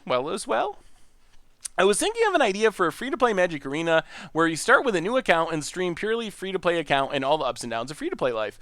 Yes, Gunslinger, that is basically something that we're looking to do. So if that's something that interests you, make sure to apply to be a contributor, because that is one of the series that I'm really trying to get off the ground, but really don't want to do myself. I will still play Arena for Goldfish Gladiators because it's fun, but I don't want to do the free-to-play series. What's it like playing alone compared to stream? Not that different. I guess it's a little different because if I'm playing by myself, there's more break time. Like if I play a couple matches, I can get up and walk around and whatnot. And streaming, you're just kind of like there for the whole chunk of time. But otherwise, I mean, I guess also the interaction part, which is the reason I enjoy streaming. Like that's the main reason, for me at least, to stream is be able to do the interaction, talking to the chat type stuff. Graveyard hate. So are we bringing in like fragmentizes to deal with graveyard hate? Is that where we're at? Dark Blast probably doesn't do much. Raven's Crime is great. Cathartic Reunion's a little bit risky. If our graveyard gets shut down, things get much more difficult. I guess we can go down like Mulch and maybe like a Conflagrate and go up a couple Fragmentizes. Maybe something like that. Maybe. Huh.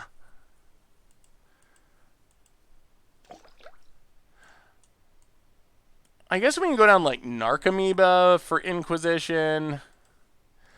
The problem with Inquisition for Rest in Peace is we gotta have it exactly on turn 1. Fragmentize answers it later. But I guess Inquisition's probably fine most of the time. Let's go 2 Fragmentize, 2 Inquisitions. Yeah, Abrupt Decay could be very good. Viry16, welcome to the Fishbowl. Thank you for your subscription. Big Soups here for our new subscriber. Are there side events at SCG events? I am actually not 100% sure. Someone I'm sure knows. I still can't believe the GP story about wrong naming Borborygmos with Pithing Needle. That really still makes me mad. It was so long ago now. Well, yeah, the good news is the rule was fixed after that. But the initial one, yeah, kind of scummy. That's for sure. Oh boy. I wouldn't feel comfortable doing that personally, but Faithless Looting is one of the strongest cards in Modern. I would not disagree with that statement. I know they have classics, but can you just go like jump into a draft or something? I would expect so. We'll keep. So there was I think it was a GP match, and someone was playing, I believe it was a Goryo's Vengeance deck that was winning by reanimating Borborygmos, and the person played a Pithing Needle and named Borborygmos. Obviously, intending to name the one that is in the opponent's deck and kills them, and the opponent successfully argued later when he killed his opponent with Borborygmos that the opponent needed to say Borborygmos in rage and didn't technically say the right name, and he could have been playing the other Borborygmos.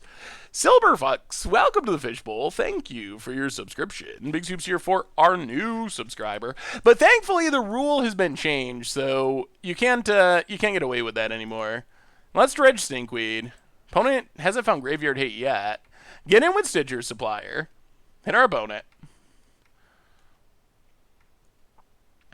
Play a... Let's play a Plains. Flashback Lingering Souls. Pass the turn. We can start attacking our opponent's hand at some point with this Raven's Crime. Field of Ruin. Yield of Guin. Hey, going well, Kenzie Dopp. How are you? Opponent passes. No Dredge in the graveyard at the moment. Ooh, our own Field of Ruin. Well, go attacking. Hit our opponent.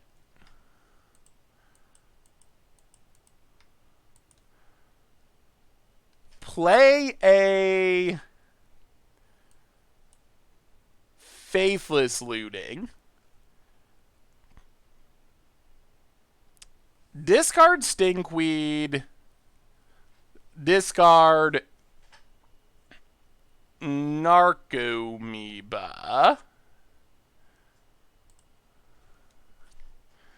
Overgrown Tomb.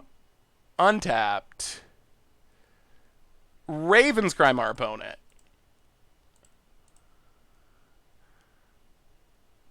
Discarding the fetch land. Pass the turn. Hey, what's up, Dark Runner? How are you this fair Thursday evening? Hey, good to see you, Body Bags. Bago. Anyone going to SCG Syracuse Modern Open? If so, what are you bringing? I'm bringing Titan Shift. I am planning on going. I still don't really have a deck, so I'm still figuring that out, but I'm planning on going at least on Saturdays, so the audio is weird. Is the audio weird for anyone else? Someone else said that earlier, but then everyone else said it was normal for them, so maybe, well, we'll see. Wasn't the guy who did the Pithy Needle thing Bob Wong? I kind of looked bad, known pro to do something like that. I don't remember who it was. Opponent's got the Jace. Okay.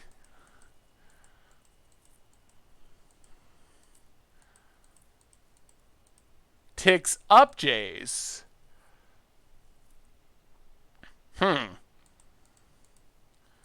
Okay. And passes. Well.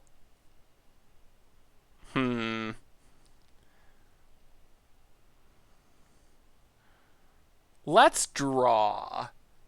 Do we draw? We could dredge Iona, but then Jace can bounce it. Let's draw.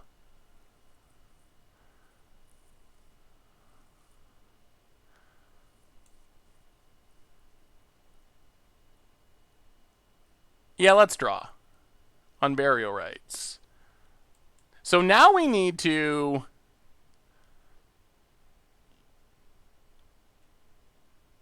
play Field of Ruin. On burial rights, Borborygmos.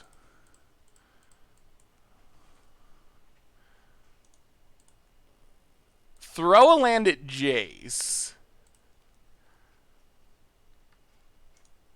Attack our opponent, kill Jace. Whoo, Borborygmos is back! Our opponent must have something, though. That's such a weak line with that sitting in the graveyard, obviously. Seth, you should try to tune my New Perspectives deck so you can try that at the Open. New Perspectives for Modern? I've always wanted to make that work. My only paper Modern deck at the moment is Soul Feeder. I love me some Archangel Thune. I'm thinking of rebuilding it into Abzan with Spike Feeder combo.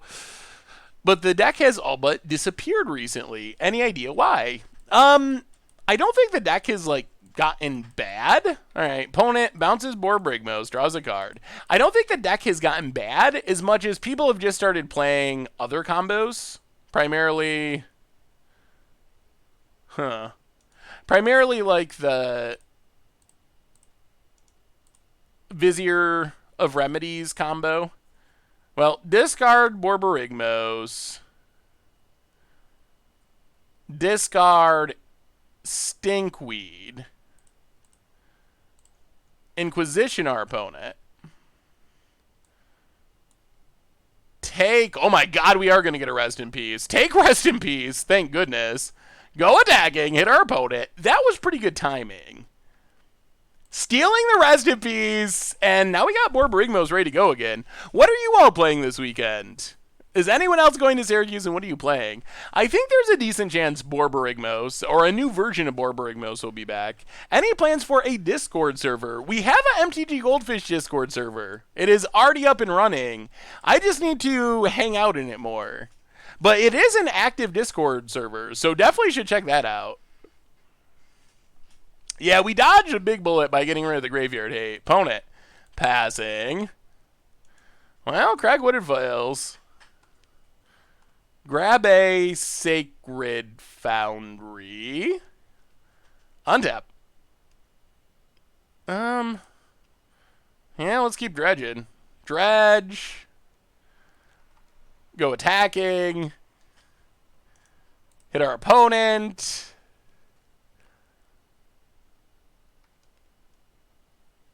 Oh, we can get back Borborygmos, but it doesn't feel that great.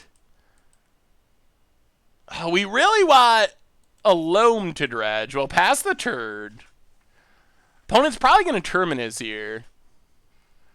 Thank you, Poopy Cat. Play this at the open. Oh no, they drew another one. You won't be disappointed. Alright. Well, opponent found another Rest in Peace. That does complicate matters. Quite a bit. Field of Ruin. Opponent's passing. Oh, and now we draw a loam with the Rest in Peace out. Well, hit our opponent.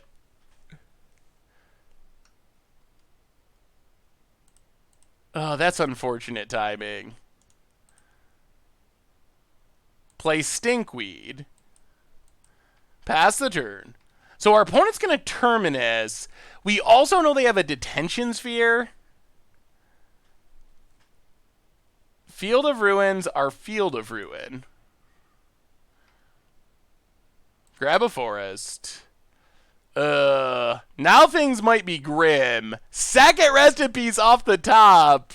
We dodged the bullet, but not for long. Opponent. Land. Terminus. Life is hard. Life is hard. Oh, man. If only we had drawn the loams earlier. We drew the loams too late. We dredged so much of our deck it could not find one. Hello from the U.S., Victoria Joda. How are you? Thanks for the advice. It would have sucked if you put a few $100s into a deck just to learn that some cards I missed had been completely invalidated. Yeah, that would be rough. All right, Detention Sphere for our opponent. Is it possible that we can win through this? I mean, Fragmentize exists. Conflagrate's not super helpful. Well, play Lingering Souls. Pass the turn. We still have all of our Fragmentizes in the deck, which is something. What's up, Bloodsea? Closed on your house today. Congratulations. That is super exciting. We have a new donation. I'm bringing Rakdos Burn to SCG Syracuse for the Pauper event. Sovereign's Bite is a new lava spike. I actually just saw I think we're out of lands. Yep. I actually just saw a Rakdos Burn deck in the Pauper standings. That's super cool. It sounds sweet. Oh, and Vire, if I missed you, welcome to the Fishbowl for the 1 year resub. Thank you so much for the resub. Big soups here for our resubscriber. Blood Crypt. Opponent has Colonnade, though. Well, Blood Crypt, tapped. Oh, I think it's slipping away. Pass the turn. We need a Fragmentize, and we need it soon. We need it soon. I am the guy that offered Chinese Martyr Proc on Twitter. I just ordered some APAC Great Wall Plains. Ooh. That looks super sweet. Yeah, the Chinese, all Chinese version. Pretty good way to troll people. Condon, welcome to the Fishbowl. Thank you for your subscription. Big soups here for our new subscriber. Unfortunately, Cloudflake crossed like a trillion mana to kill our opponent with. Stomping Grounds tapped. We just can't attack because Colonnade eats our thing. We need Fragmentize and our opponent to not have a counter. Oh, I thought we had this one. I thought we did. Opponent's going to draw like a Teferi, though, and then life is over. Oh, they literally just drew Teferi, and now life is over. Ugh. Yep. Well, one of the downsides of relying on the graveyard is sometimes I got Rest in Pieces. I came for another round of trying to pronounce my name. Ignore the YouTube. Emiliano the Maxit. The Max YT? Oh boy. And also a Jace? Okay, sure. Well, I guess this is the turn to draw Fragmentize. This is our somewhat maybe slight window. Opponent, untapping. Yep. Fragmentize? Gemstone Mine. Good God. We can put our opponent to 1. but one is not lethal. Gotta go have a good one. See the highlights on YouTube. They will be there, The Real Magic Geek. Thanks for stopping by. Conflagrate costs double X. We can only conflagrate X3. So we can put our opponent to 1, but that doesn't kill our opponent. We can kill a Jace, but our opponent still has to Fairy. We can keep waiting and hope that we draw enough lands, but with our opponent having 2 Planeswalkers, they're going to draw infinite counters. Well, get in, hit our opponent.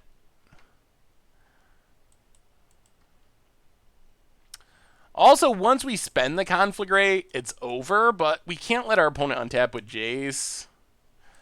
Yeah, I mean, hit our opponent for 1, Jace for 2.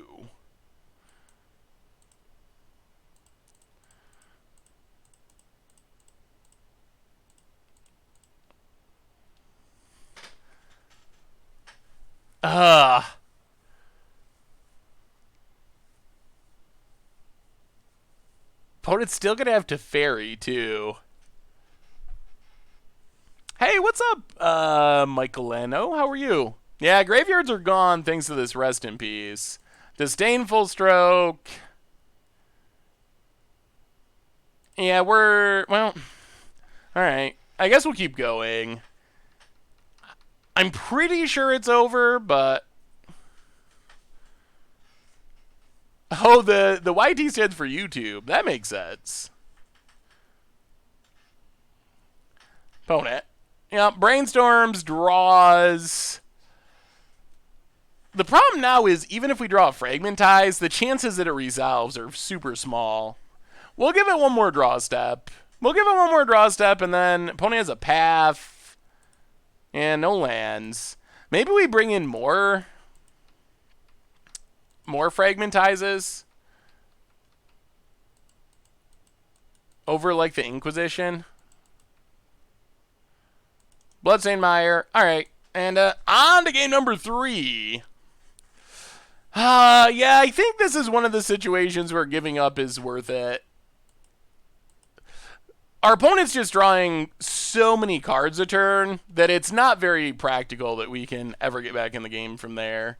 Let's go up the other 2 Fragmentizes. I think I'd rather have too many than too few. And let's get rid of the Narcomoebas, which don't seem all that impressive. Inferno Titan. Oh, we really just want an Iona. Iona is what we really want. All right. Aggressively attack with Raven's Crime. Fragmentize. Go, go, go. Try to kill our opponent. My first arena draft was able to make a great Burning Wizard deck with a tiny special green to play 1 Grand Warlord Rada. Got to go 7-2. Awesome, Gunslingers. Yeah, the Wizard deck is pretty strong. Huh. This hand is Fragmentize, and that's about it. Raven's Crime, not very exciting. No way to start dredging. I think we got a mulligan. All right. This is better. We don't have a way to deal with our opponent's stuff, but we got things we can do. Thank you for the cheer, Body Bago. Thank you so much. Hey, Seth in chat, what do you think of Thought Eraser? Personally, it'll be a 4 of my blue-black control deck. I think it's actually very strong for standard. Elish Norn. I guess well, let's put it to the bottom. We're going to shuffle anyways. Elish Norn bottom.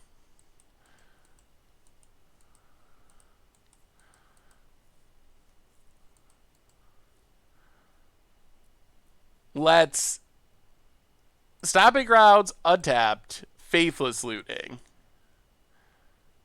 We really want to hit an answer to Graveyard Hate. Discard Stinkweed, discard Loam. Pass the turn. Alright, let's see how quickly they find Graveyard Hate. That's a question. Yeah, I think Thought Eraser is very good thanks to Surveil. Opponent, Hollowed Fountain, tapped. So we dredge Stinkweed. Oh, Lord Almighty. Oh, wow. That was almost unbelievably unlucky. All right. We managed to essentially whiff on lands? And now our opponent can just play a graveyard hate spell and ruin us? Well, play Stitcher's Supplier. Our plan there was to just, oh, there's all of our lands. Oh, no. That's so bad. If they have Rest in Peace here, it's pretty over. There it is. Yep. Yeah, we got really punished by the Magic Gods. Like, severely punished by the Magic Gods. Well, play a Mountain. Play Stinkweed Imp. And it's looking pretty over. Wow, that was so crazy. We dredged 5 non-lands, and then we milled 3 lands, which is just absolutely the opposite from what we needed to have happen. Well, go attacking. Hit our opponent. Play Wooded Foothills. Pass the turn. So now we're hoping that we find and resolve a Fragmentize and do it pretty quickly. Yeah, we're still getting smacked around by blue-white control. Opponent plays a Colonnade. Well, crack Wooded Foothills. Grab a Sacred Foundry. Tapped. Go attacking. Hit our opponent. Ugh. Play Urborg. Pass the turn.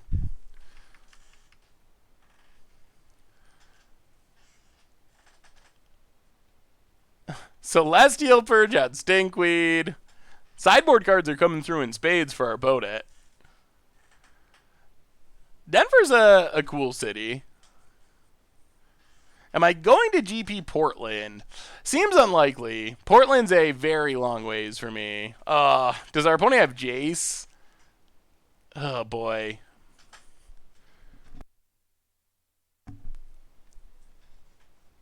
Yep. Well, our opponent had pretty close to the ideal draw.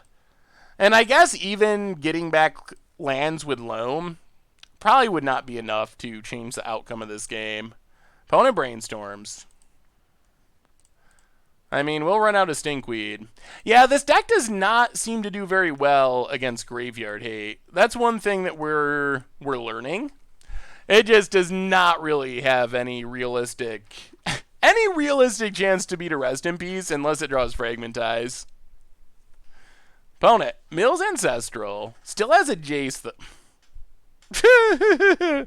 Alright. Well, I think we're pretty close to just conceding and going on to the next round. Yeah, I mean, there's no possibility of winning from here. All right. Well, that was a little brutal. Ugh. Well, when you play a deck like this, you know that Graveyard Hate is the risk. The game 2 was a little bit disappointing because we did Thoughtseize the Graveyard Hate, but then our opponent just top decked it the next turn anyway, or within 2 turns, so yeah, this deck, how did someone 5-0 with this in a world where everyone's playing Graveyard Hate? It looks really cool, and Unburial Rites is a really cool card, but it definitely picks up on a lot of fringe hate. Anyway, before we jump into the next round, a reminder, the sponsor of tonight's stream is Ridge Wallet. They make super slim front pocket wallets out of carbon fiber and titanium. Check them out at ridgewallet.com. Get 10% off with the code Goldfish. Well, we're not going to change decks. Someone 5-0'd with it, and it looks sweet on paper, and we're already 3 games into it. Other people have had success with it. Shocklands are going to increase their price. They're going to decrease. Shocklands should be somewhere in the like $5 to $10 range. That would be my guess. Are we at least going to get Momir action? Well, we still got 2 more rounds, and I feel like the deck is. We still have a chance to feed the children with it. I don't feel like it's that bad. I feel like we've just got caught by the graveyard hate a couple times. It's felt powerful. $7 seems reasonable. I think $5 to $10 is a good bet, and 7 would be right in the middle of there. So, but hopefully we'll get to close out with a game of Momir, and also got to figure out a way to get a few treasure chests to open, thanks to a super generous donation from Taunos. So that'll be after our league as well. Since hitting 3 mana isn't too much of an issue with the deck, would Crossing Grip be better than Fragmentize? Oh boy. Well, there's Goblin Guide. So in this match, second Urborg. In this match, I think it's basically all about getting in Iona on the battlefield on red before we're dead. That's the name of the game. Discard Stinkweed. On the draw, it's going to be challenging. The other thing would be... opponent's playing 8 whack? Yep, that's a whack. Well, that's a lot of damage. This does mean the Elish Norn is also good. Opponent. Gets it. Borborgamos on top. Well, we can dredge that. Dredge... Well, Unburial writes Borborgamos in the graveyard. Can we find a way to live long enough to make that happen? Play Overgrown Tomb. We're at 10, though. 10 is not a high life total. Hey, what's up, E-Wells? You could just play Abrupt Decay. That's probably... Abrupt Decay doesn't get Leyline of the Void, I guess. Crossing Grip, uncounterable is nice. 3 mana is a lot, though. I'm not sure what's better. About it.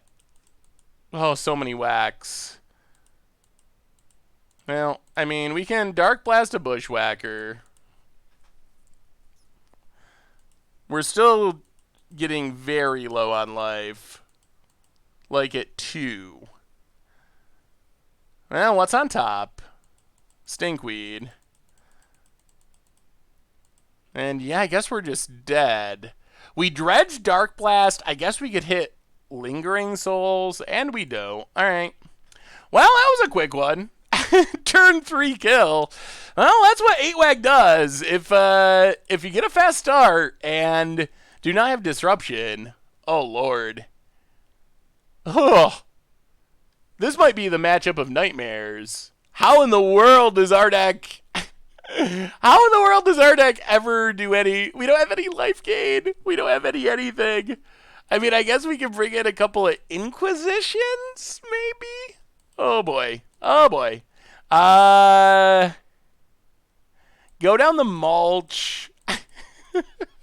Oh, boy. Go down an Archimima, try it like that. Yeah, we do not have a plan for this. I'm assuming whoever went 5-0 with this deck did not play against 8-Wag, because there is no plan for this deck. Do you think Eldrazi Taxes is good in the meta right now? I mean, I think it's fine. I guess I don't think it's like the best deck in Modern. I can't think of any specific reason it's like horrible or anything. Mono Stinkweeds, Lingering Souls. Yeah, we gotta ship this. There's no way that's gonna win. Man, we can't get away from these Narcomoebas. So slow. So we're looking at... Oh. Can this hand win? Is there any chance? We have our Elish Norn in hand. Tapland go. Tapland Loam for no value. I don't think this hand can win either. Alright, down to 5. Alright, well, we got a Faithless Looting. Wooded Foothills.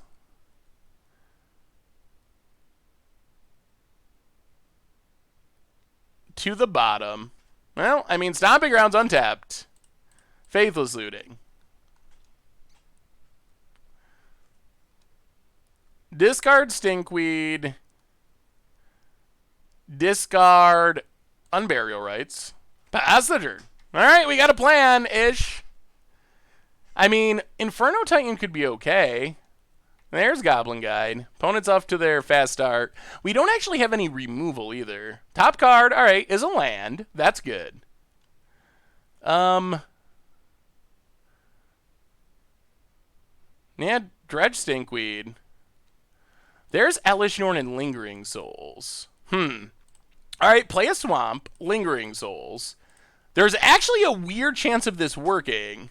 Lingering Souls gives us chump blockers, and we're actually a land away from just Unburial Rites on Iona. And Unburial Rites on Iona, I think, just locks this deck out of... Oh, no. Whoa! Okay. Gets in. Well, that's not ideal. We get a land. We can't block. We drop to 12.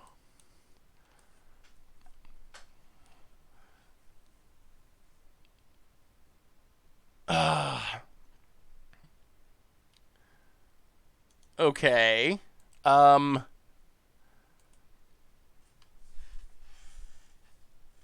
Now what? We can play untap land Stinkweed to block, which saves 1 point of damage, but then we will probably have to shock ourselves next turn. Hey Seth, started my first day working at my LGS. Any tips on advice for sorting cards? I think it's just something you do a lot and get good at. I don't know if there's any specific tricks. I think it's just one of those practice things. Lingering Soul still can't block. I guess it speeds up our clock next turn. I think we save more life. Yeah, I think we save more life by flashing back Lingering Souls.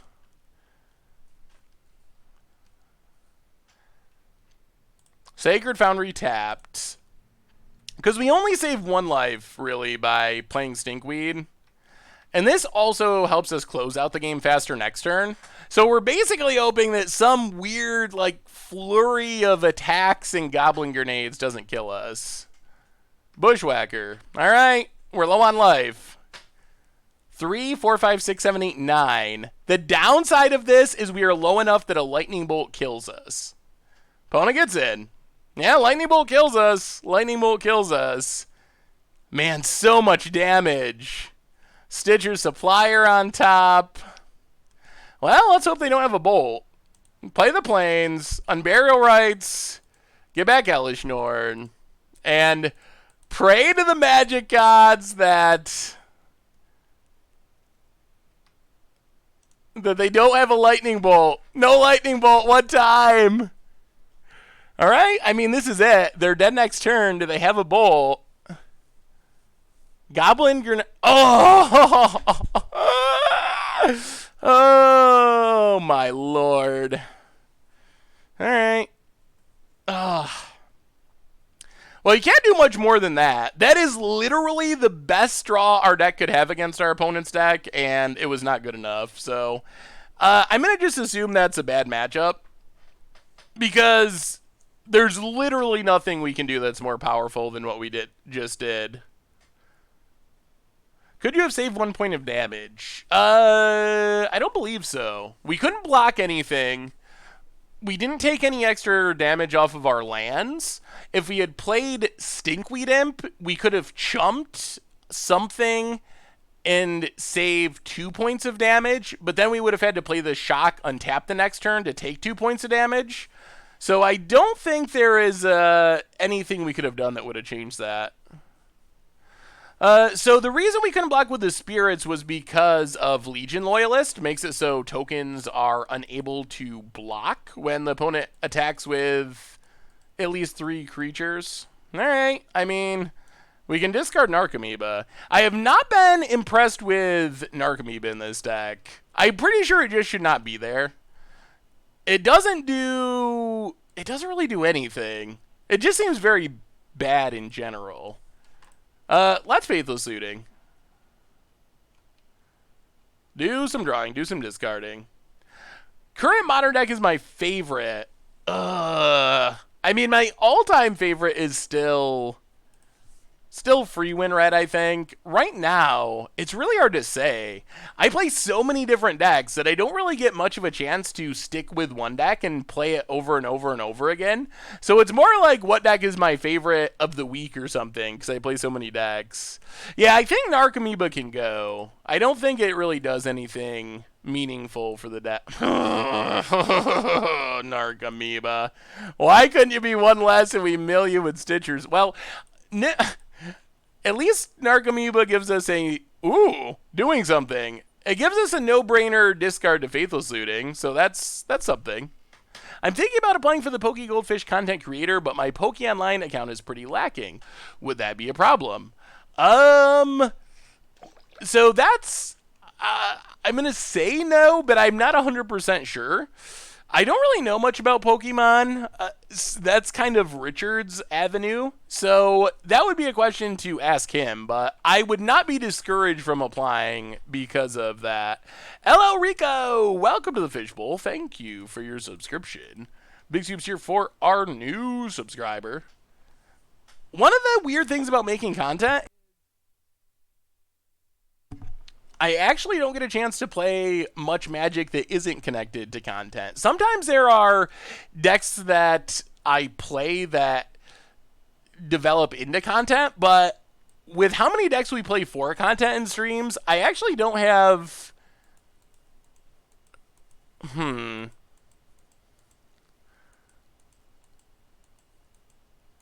I actually don't have a ton of opportunities to just play random decks for fun. Okay, so we can Faithless Looting. I think Iona's our best bet. We can try to make our opponent start discarding. Hey, no worries, B-Wells. I sent you a Tron deck and forgot to tell you that it went second place in a 32-man tournament of friends ran it, and I ran Slivers, and he stopped me. Awesome, B-Wells. Was it like the Blood Moon one, the one about Blood Moon?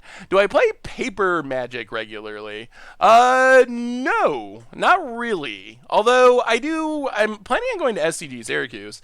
Well, I mean, it's not a bad thing. I didn't mean to make it sound like it's a bad thing, because I'm super lucky that making content is fun. I just meant that I don't actually play many decks that don't go on content.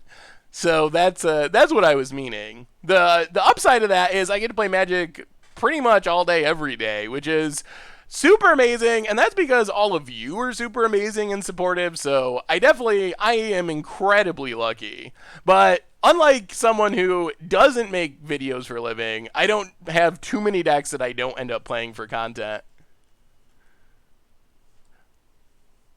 Crancy C, welcome to the Fishbowl. Thank you for your subscription. Big soups here for our new subscriber.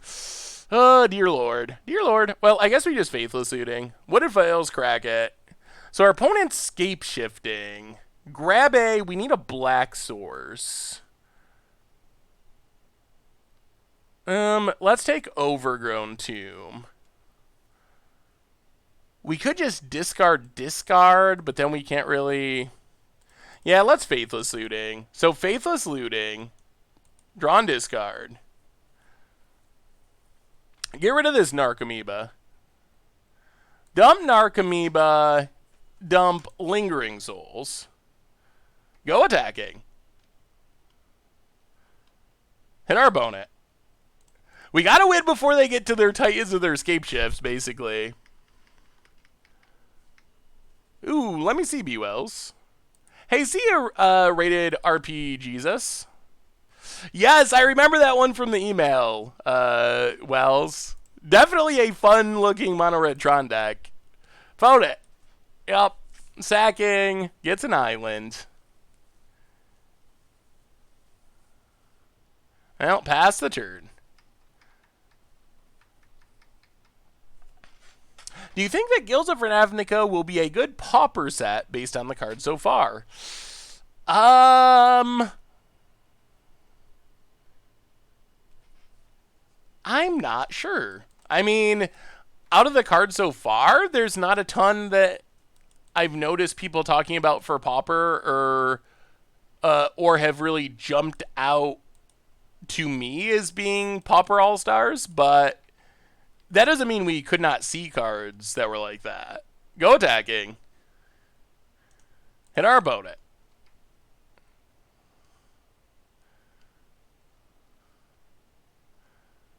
The opponent's going to bolt our Narcomoeba.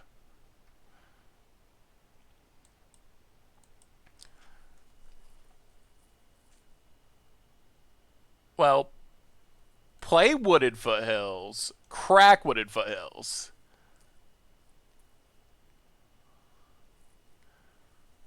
Grab a Blood Crypt. Untapped. Loam. Get back 3 lands.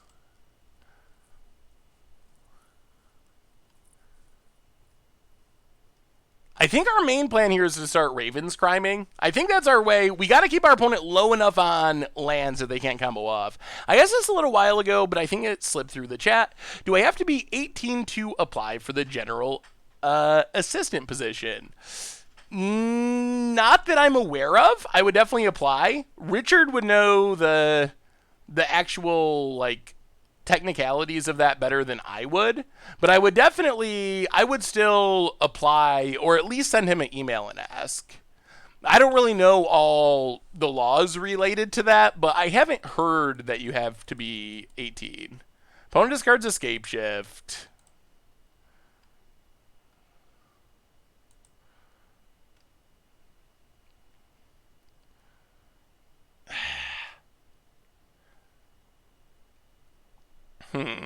Well, less Raven's Crime.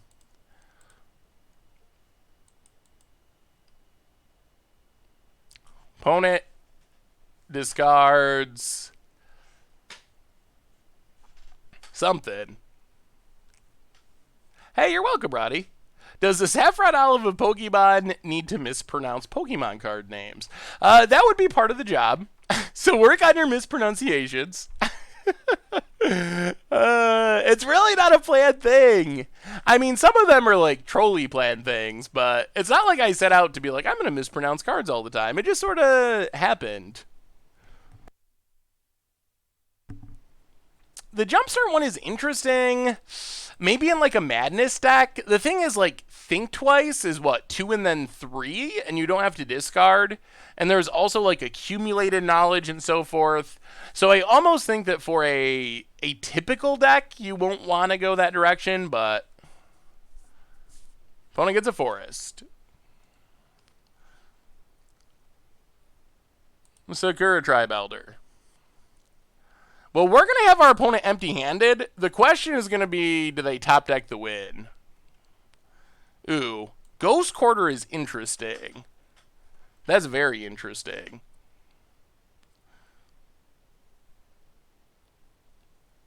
Huh. Well, let's get in with Stitcher's Supplier. Hit our opponent. Opponent blocks and sacks. Yup.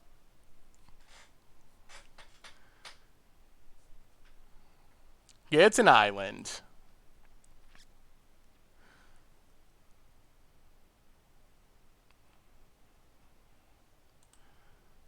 Well, let's loam.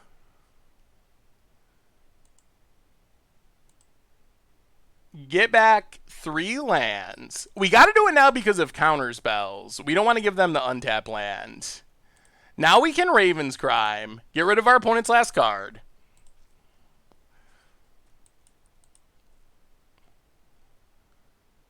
It was... Oh, it was Escape Shift. So 2 Escape Shifts down. Play Stitcher's Supplier. Mill some cards. Okay. Play a Ghost Quarter. Pass the turn. All right. I mean, now we just got to find a clock or a reanimation something to lock out spells. Iona would be so good.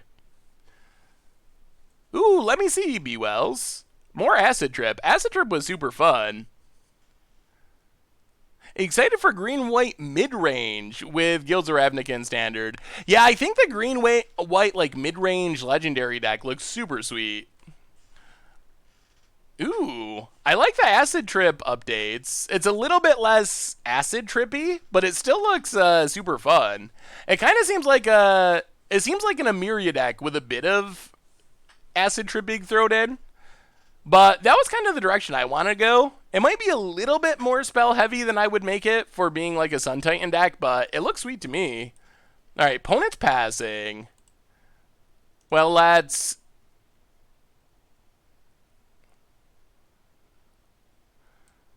Well, there's no reason to do it now. Let's untap. Dredge. Stinkweed. Iona. It's Iona. We got on burial rights. Okay. Iona. Coming back. Yup. We will set it on green. We will get it with our sister suppliers. Hit our opponent. Uh-huh. Oh, we might be doing it. Opponent. Oh, we might actually be getting a win. Play Wooded Foothills. Pass the turn.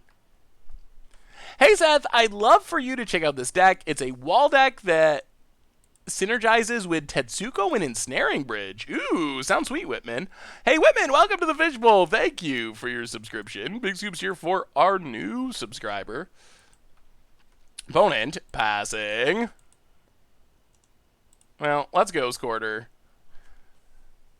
That looks really fun. That reminds me of the deck we played. We didn't have Tetsuko, but it reminds me a little bit of a deck we played last week on stream that was pretty sweet. Opponent.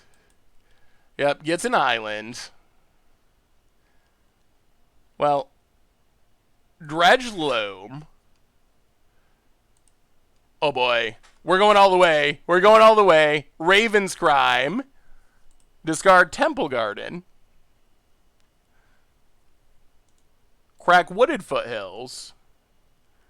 Grab a Mountain. Reanimation. Part 2. Unburial Rights. Elish Norn.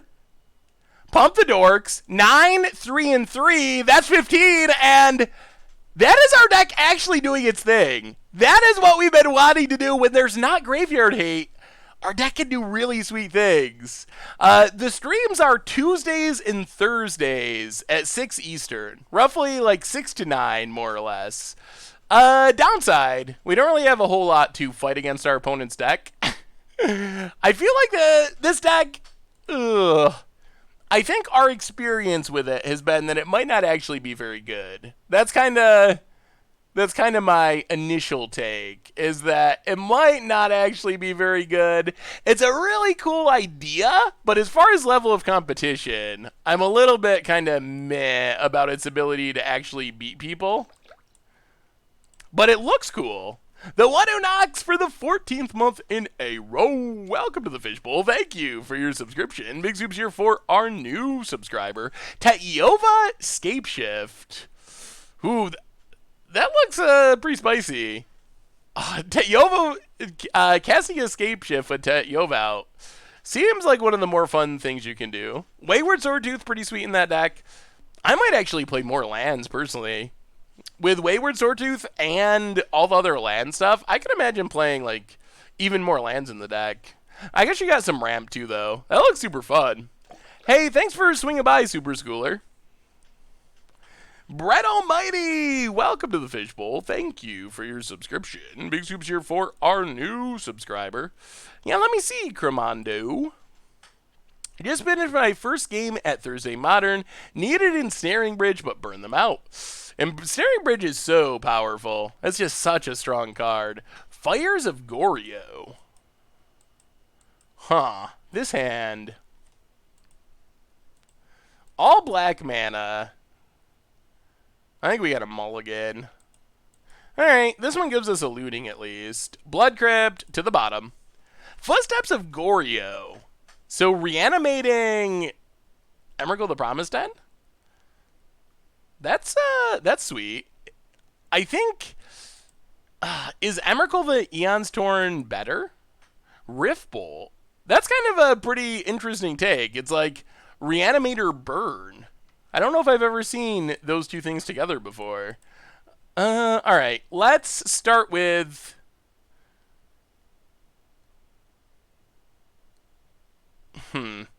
Mountain and Faithless Looting. Definitely discarding Iona. Discarding Lingering Souls. Pass the turn. Get the graveyard fun started. I tried more lands, but drawing them later in the game against a million aggro decks in Standard felt pretty bad. Yeah, that makes sense. Question, I want to play Bridgevine, but I don't want to buy Blackcleave Cliffs.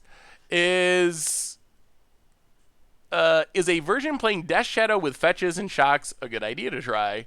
Honestly, you could just play the Pain Land. What is the black-red Pain Land? The difference between that and Blackcleave Cliffs is not really significant. Like, yes, there'll be games against Burn where it's obnoxious, but I don't think, unless you're trying to win like a GP, I would not fret too much over just playing the Pain Land instead. Opponent. You could try the Death Shadow one as well. Yeah, Sulphurous, that is exactly the one. Sulphurous Springs. Huh. Is it worth shocking ourselves? 18 is kind of the magic number. I'm going to say no. Overgrown Tomb tapped. If we can stay above 18, we need our opponent to have another land. Opponent cracks. Our main goal is to somehow reanimate Iona through our opponent's counters. Pass the turn. Yeah, Sulphur Springs. I would just play that until Blackcleave Cliffs gets reprinted, and it will eventually. You know the fetch lands will return to Standard eventually. Secure Tribe Elder. And a Misty. Opponent passing.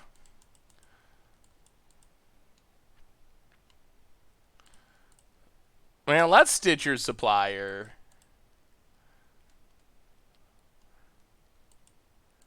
Oh, opponent's really going to counter it? Ugh. This is not looking super exciting. Any chance of a Galta Thud deck on Against Odds someday? That could be a possibility. I could see Galta thudding. Opponent, there's the remand. Well, play the tap land, pass the turn. Opponent cracks. I missed the stream last week with Walls. How was the record? It was actually really good. We went, we played a competitive league. Technically, we ended 3-2, but one of our losses, we literally had lethal. We were recording for lethal when we timed out. So, oh dear. Relic of Progenitus. That's going to make life hard. Stomping Grounds. Tapped. Exiles. Well, Lingering Souls, I guess. Yeah, this Relic is a problem that we don't have a good answer for. Search for Azcanta. Opponent. We get a Stinkweed. Okay. Well, that's Faithless Looting.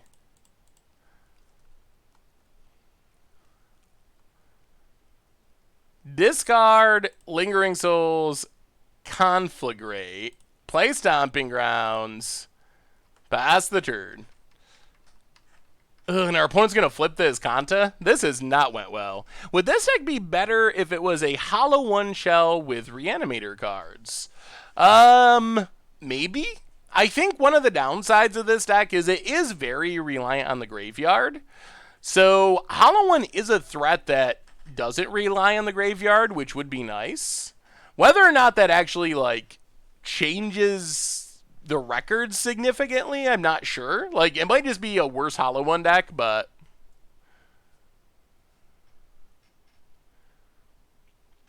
We only have one black source, so it would be more resource efficient to play Supplier on turn 1, Loot on turn 2, Supplier on turn 2. That's true. Maybe I'm playing this too conservatively, but kind of the magic number for Scapeshift is 18.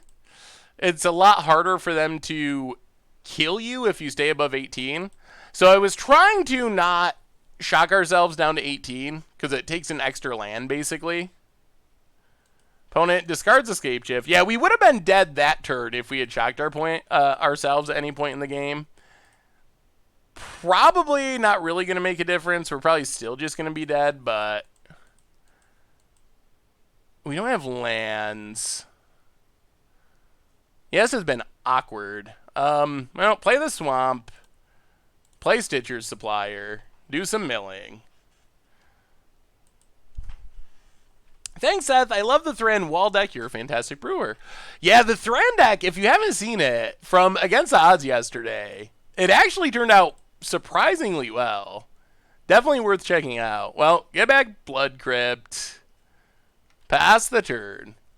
Yeah, maybe we should have been more aggressive. Now we gotta be dead here. Our opponent's gotta have another Escape Shift in hand. Cracks a Relic, yep.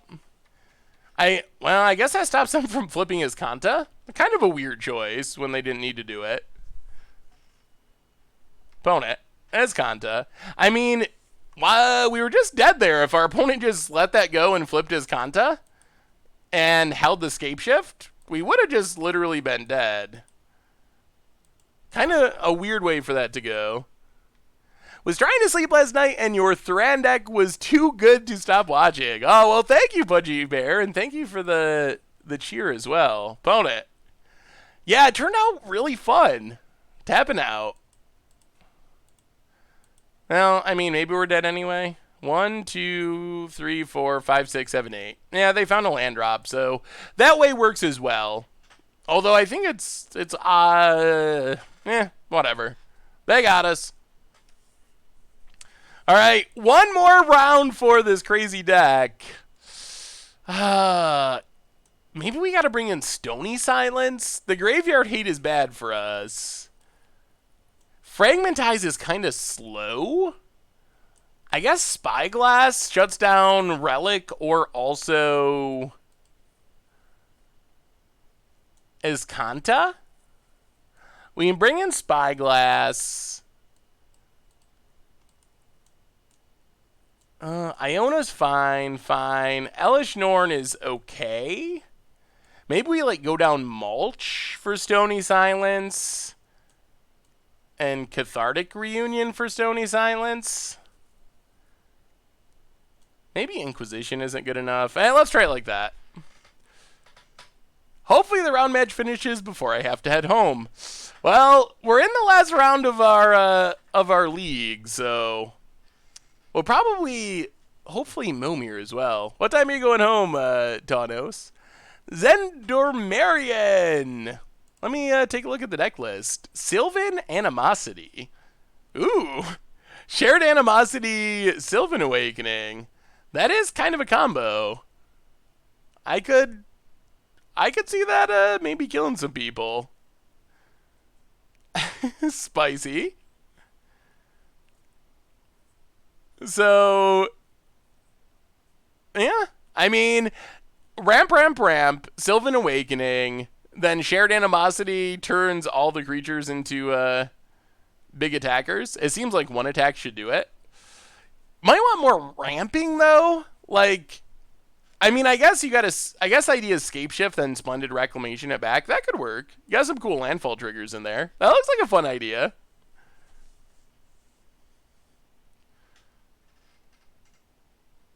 After chess, before Momir. All right.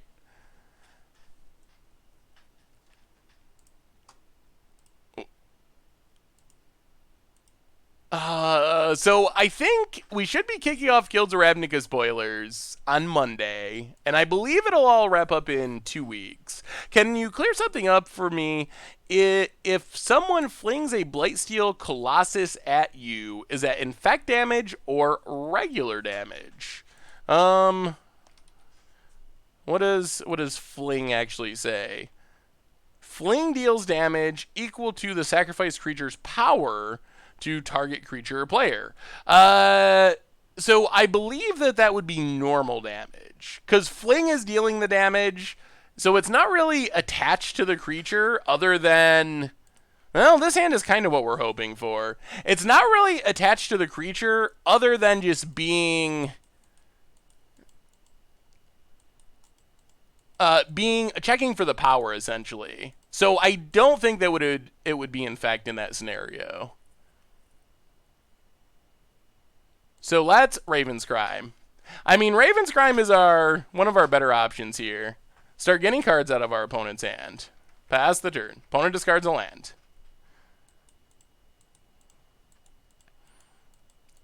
Misty. Opponent cracks it. Forest. And Search for Tomorrows. Yup. Opponent passing.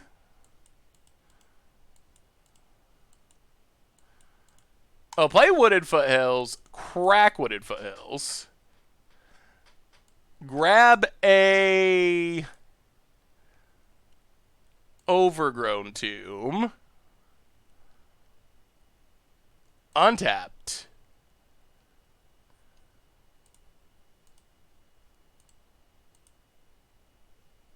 Play Faithless Looting. Ugh. Discard Conflagrate. Discard Loam. Play Stitcher Supplier. Mill some cards. Pass the turn. Alright, we'll see. Opponent, search for Nabarros. Take it down. Which tier deck is better, Eldrazi Tron or Blue-White Spirits? Well, I think that Eldrazi Tron is more established. I don't know if I could say which one is better for sure, but they're probably like roughly comparable in terms of tiers. But I would say that that Eldrazi Tron is the more established of the two archetypes. All right, land. Play Urborg. Raven's Crime our opponent. Discard the plates. This might be doing it. Opponent discards a land. Just keeping our opponent light out of resources. Unless they have Graveyard Hate, opponent gets a land. This probably can work. We could just keep attacking their hand until they're out of cards. First time checking out your stream, was curious what it would take to convince you to play Mono Blue Control on stream. I could see playing some Mono Blue Control. We played it on a version a long time ago on Mucha Brew, and it was pretty fun, so I could see doing that again. Opponent passes. Well, Dredge Loam. There goes our Stony Silences.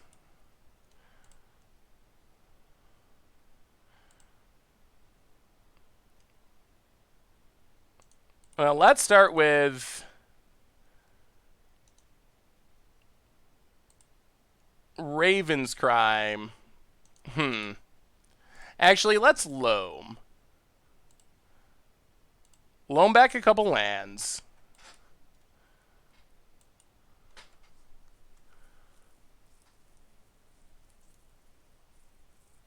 Opponent. Remands.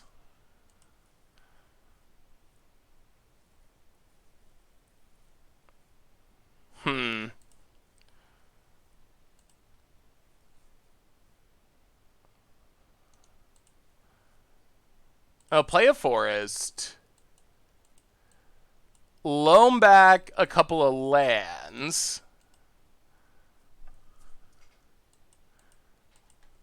Does our opponent have more remands? All right. They do not. Get in with Stitcher Supplier. Hit our opponent. Pass the turn. Can we get him empty-handed fast enough? Mono Blue Fairies could be fun as well. Flooded Grove for our opponent. And passes. No Dredge.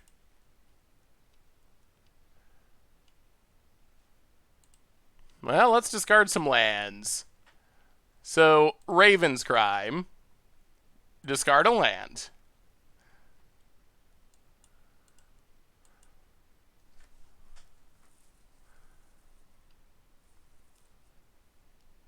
Opponent. Got a discard.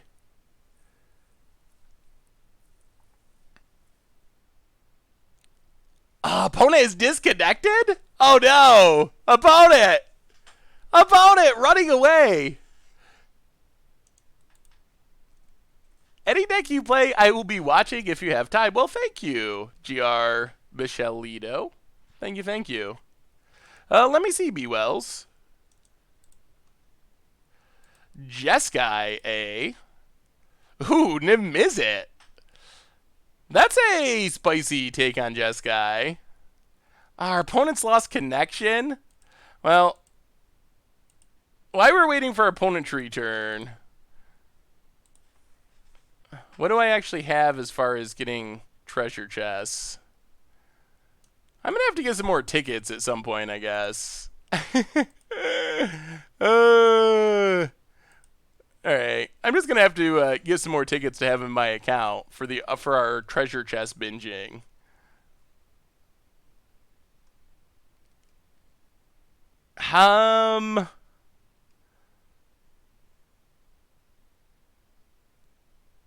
What are we getting rid of?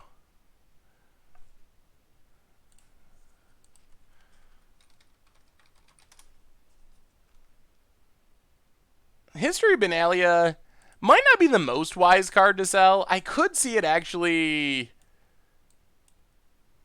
going up in price. Although Dominaria, it's hard to figure out the future of Dominaria cards because, like History, I expect it to be very good post-rotation.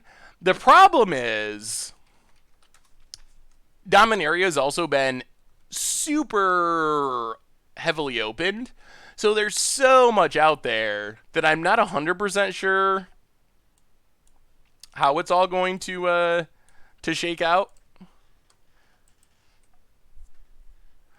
Yeah, no, I'll just it works. It's fine to get rid of some cards, but I will just get some more tickets at some point. I've spent them all on treasure chests. I mean, they've been donations, so it's not. I'm not actually spending money on them. I just don't have the actual tickets in my collection part of the time. All right, so let's grab our treasure chest because we know this is on our list while we're waiting for our opponent. So we'll do some treasure chest opening, and then we will also maybe hopefully get in a game of Momir.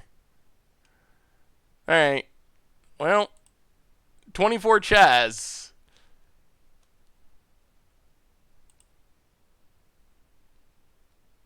See if we can finally get the Nexus. See if I don't know if our opponent just left forever. All right, opponent's back. So we are going to get to finish our game. Yeah, the trading area on Moto isn't the most up-to-date looking. Well, no, I'm just trading cards for treasure chests. The EV of a treasure chest, it's not actually very good right now. It will go up. It will go up when we get the new set. Usually, it goes up to about 2.5 ticks normally, and then it slowly drops down until they update it, and then they raise it back up to about 2.5 ticks. It does look a bit like Craigslist. I could see that. Hey, what's up, Daniel from Brazil? Good to see you this evening. Well, we've been trying to open a Nexus of Fate. At this point, it was at one point like 70 ticks or something. Now it's like 14 or 15. But at this point, the odds of us not having opened one are so incredibly low that I kind of just want to open one to prove that it's possible. So it's not even about the money at this point. It's unbelievable that we haven't opened one. Because you're supposed to get one every like 30. Oh my. Okay. Opponent has a Bailoff. Sure. That's unfortunate. Well, I mean, we can chump that for a while. Opponent gets a Bailoff. Apparently our opponent's having some trouble with their internet or something. Yeah, I know, and like Nummy, Kenji opened, I don't even know, some ridiculous number and less chests than me. Everyone was rolling in the wealth of Nexus of Fates. They were just like, oh, we're opening chests, and I got 4 Nexus of Fates, and life is good. I had people send me pictures where they were like 70 tickets of opening 2 in 1 chest, and I've opened hundreds of chests, and I can't open a single one. It's not happening. It's not happening. Kenji opened 7. Oh, Kenji, that makes me feel even worse. And that's back when it was 70 ticks. That's a lot of ticks. Our opponent, maybe they're just gonna end up timing out due to internet problems, crashing. I really hope we get some more good. No, I haven't opened a single one. I have never hit a Phage in Momir, and I have never opened. And I have never opened a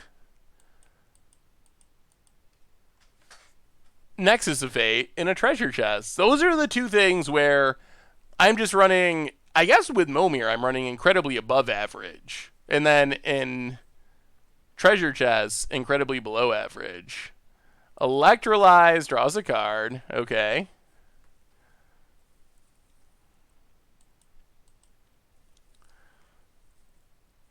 And then Raven's Crime. Discard the Swamp.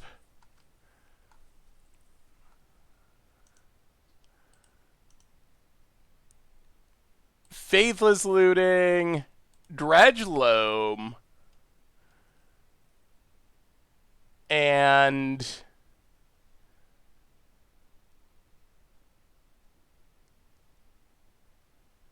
yeah, Dredge Stinkweed. Discard Stinkweed, discard Loam. And pass the turn. I mean, we got our opponent down to 1 card. 1 single card. Hopefully it's not Graveyard Hate. That would be brutal. Opponent, thinking it over. Ooh, let me see, Dungeon Master. Your very first 7 which was Phage? That's also pretty unlucky. Pauper Emerge. Ooh, Into the Horrid Swarm. I forgot all about that. Opponent. 4 mana. Whoa! Jace? Okay. That's not a thing I was expecting. That's pretty bad for us. Huh. Jace in Scapeshift. Nexus is pretty sweet. I am a fan. Opponent plays a land.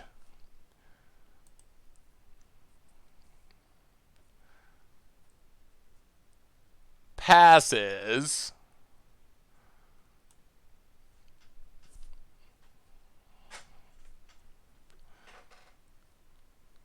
Well, let's draw.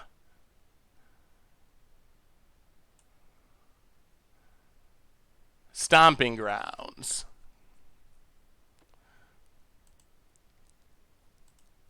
So step 1.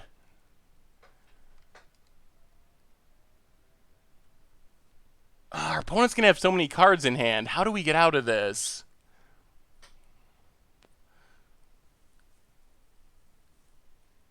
Can we kill Jace?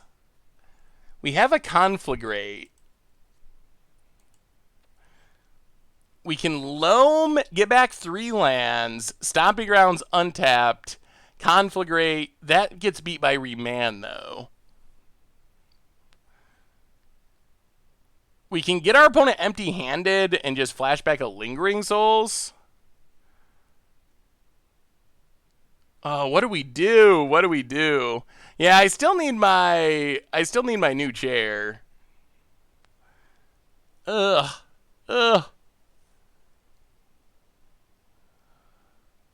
1, 2, 3, 4, 5, 6.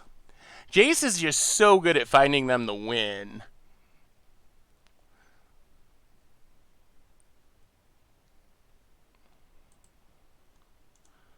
All right, so let's get our opponent empty-handed, step 1.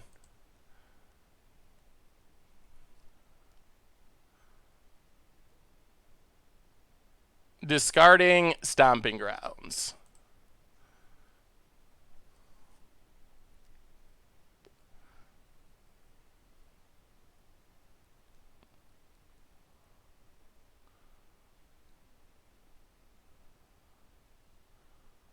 Opponent condescends. All right, we do not pay. Opponent's empty-handed, but they get to scry, and they still have a Jace.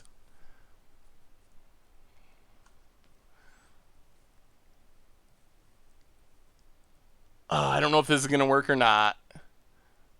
They left one card on top. So loan back some lands. Play the Plains. Flashback Lingering Souls. Pass the turn. So we can reanimate next turn, but do we get a next turn? Is it even going to happen? Is it even going to happen? Can you not Raven, Loam, Flashback, kill Jace?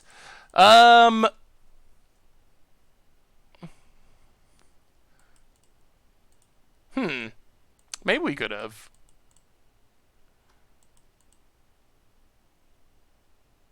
One, two.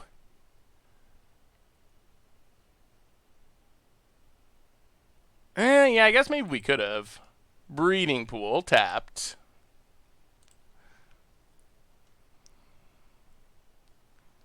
Are we just dead? Looks like. Well, that was a fun one.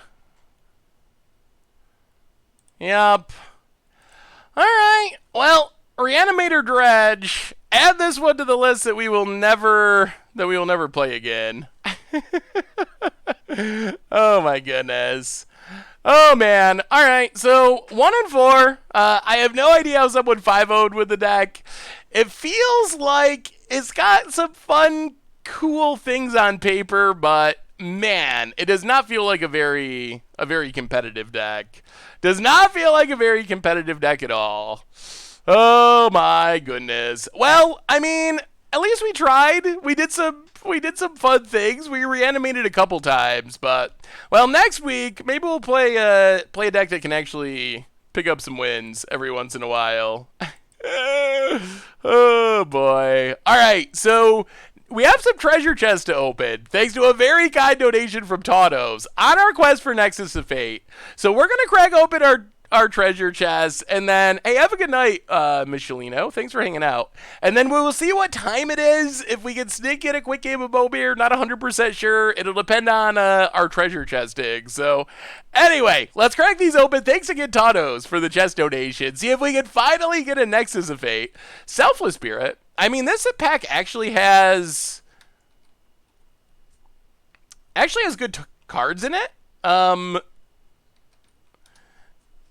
Militia Bugler and Tetyova are good cards, so that's nice. I don't know. I guess Selfless Spirit.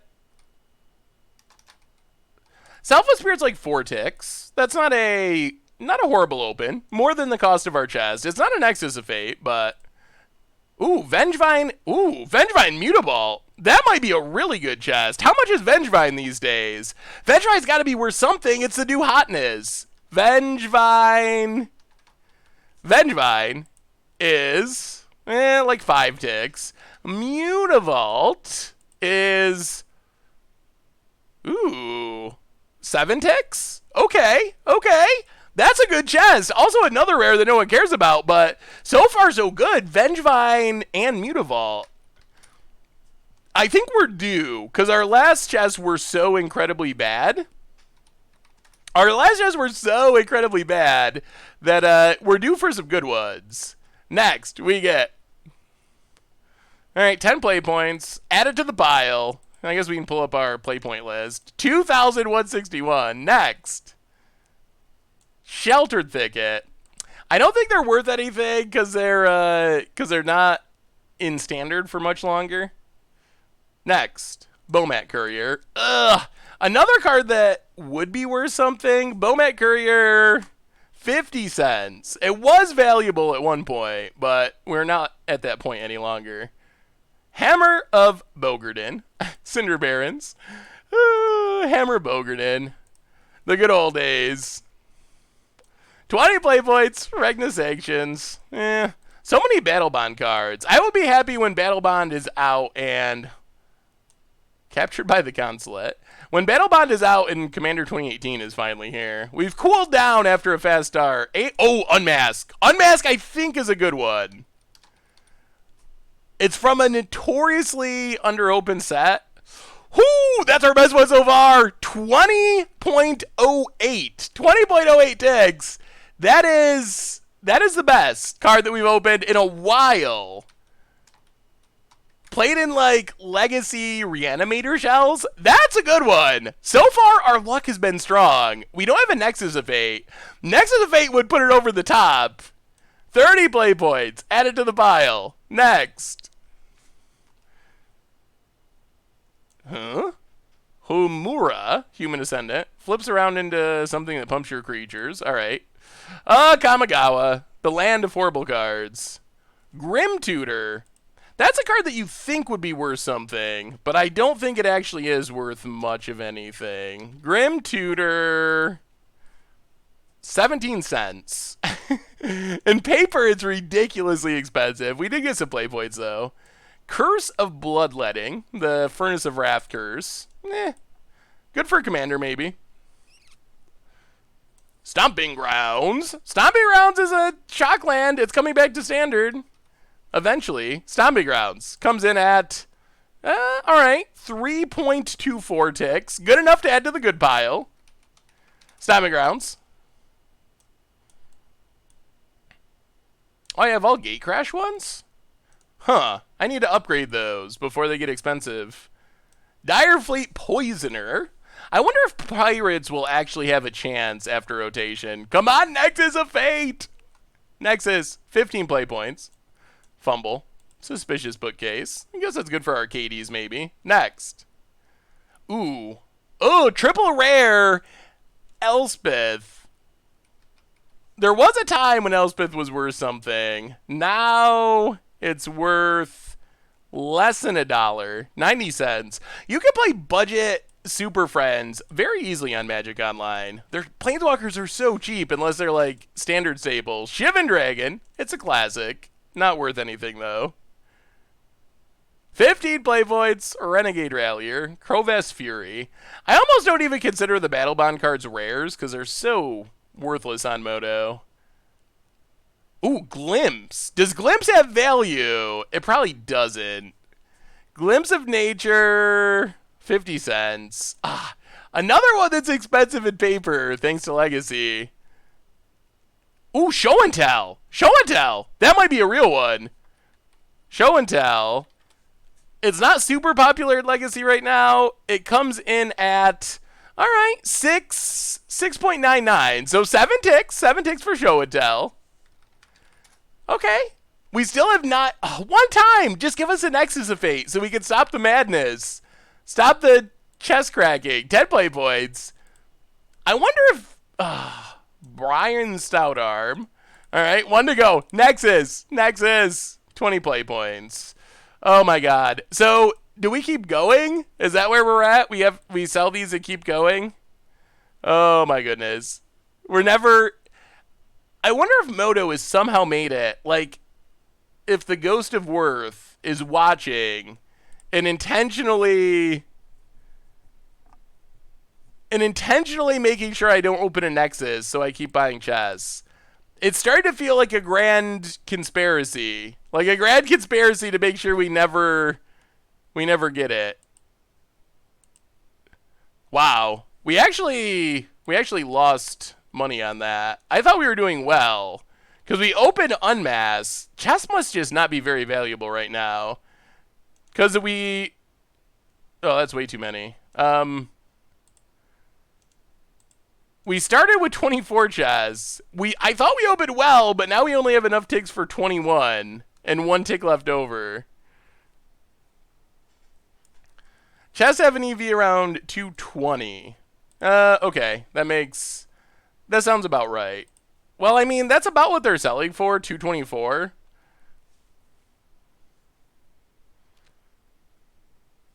I don't have an exact count, but it's got to be getting up to like 500 at this point.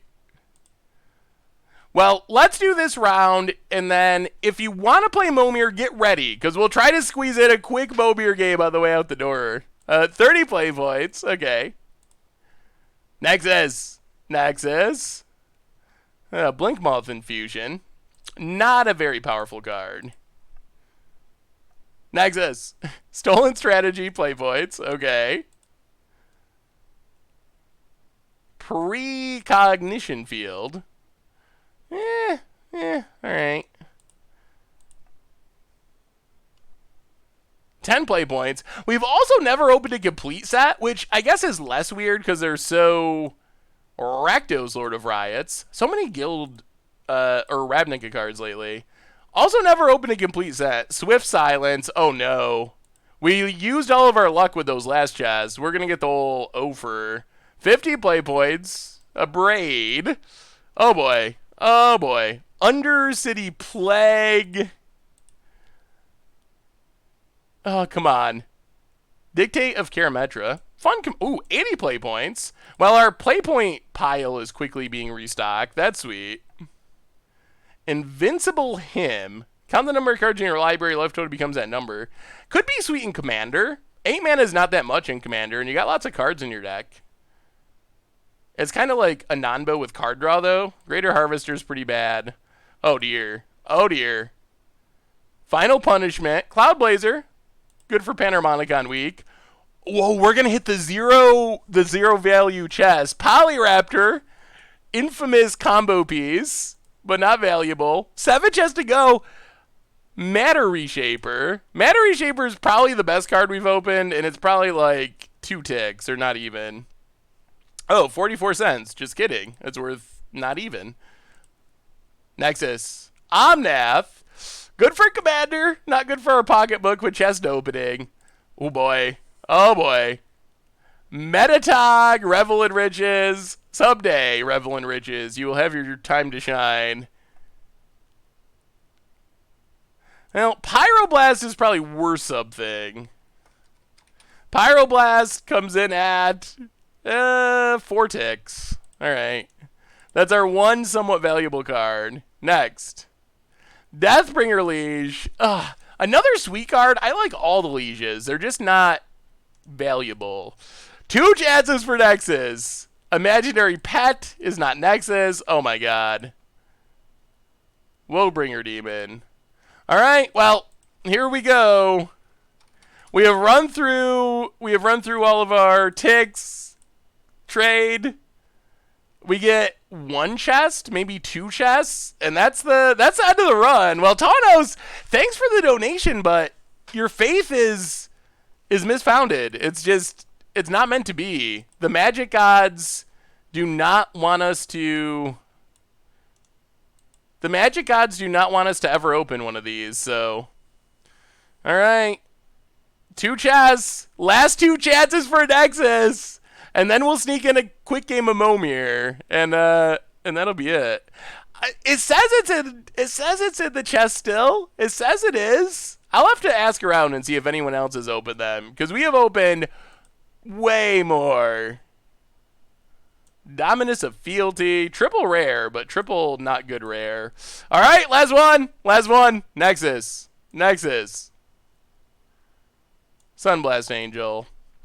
All right, well, that was our chest opening. We did. The house always wins. I guess that is actually true. So send me your Momir challenge. I will accept. I think the Momir list is not running at the moment. So if you'd like to play Momir, I will accept the first challenge. We have one, Tro53. So a nice relaxing way to wrap up our streaming for the week. A fun game of Momir, a super fun casual format. So we might not get a Nexus, but at least we can wrap up with a game of Momir. Always a good way to wrap up the stream. I don't think we're gonna Mojo Stow tonight, but we can Mojo Stow instead of Momir in the future. And we're playing against Lockout. Well, good luck, Lockout. Hey, see you, Featherall. Have a wonderful weekend. Thanks for hanging out. We'll be back on Tuesday. Maybe with a deck that wins a tiny bit. Swamp for our opponent. Well, Mountain, go. You are so emotional about Magic, and it keeps me from falling asleep. I do security work on the midnight shift. Thanks for keeping me up and alert. Well, B-Wells, I'm glad I could be of assistance. I never thought of that as being an upside, but if it helps, oh, man. Oh, that is unbeatable. If our opponent can find mana to activate that, that is probably one of the best 2-drops you can hit. All right, Mardu Scout. Maybe our opponent does not realize and will block with it. That's just 4 mana kill a creature. And our opponent can kill every one of our creatures for the rest of the game. Which means we could just never... Oh, it's so good. Where's our Miss Meadow Witch? Hey, good afternoon or good evening. Cricket, how are you tonight? All right, Serpent. Opponent loses 3 life. Well, we'll take any little bit of edge we can get, because this Miss Meadow Witch is just going to end us. Mountain. Miss Meadow Witch, I wonder if you could play that in Modern. I guess it's just kind of expensive and small. The body's not very good. Wild Fast Engineer. Well, get in. I noticed a general assistant position on the website. How long is the position open to apply for? I am interested in applying. I don't think there's a solid date set on it, so it's definitely still going on at this point. So send in your application. Mojo Stow is like Momir, but along with Momir, you also have, oh man, opponent's hitting the Momir bombs. Tap to discard a card. Oh boy. Well, come on, Ravenous Chupacabra. I was going to say Shriekmaw. Oh, Elite Arcanist. Okay, pass the turn. Oh, we're getting wrecked. We are getting wrecked. Yeah, Eldrazi Displacer, I mean, you need colorless mana, but it is mostly better than Witch.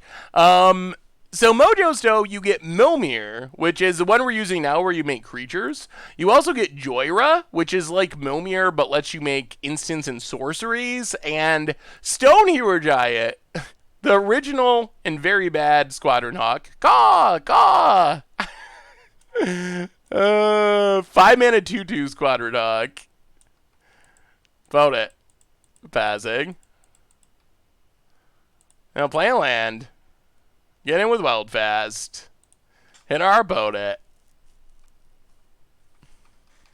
Pass the turn.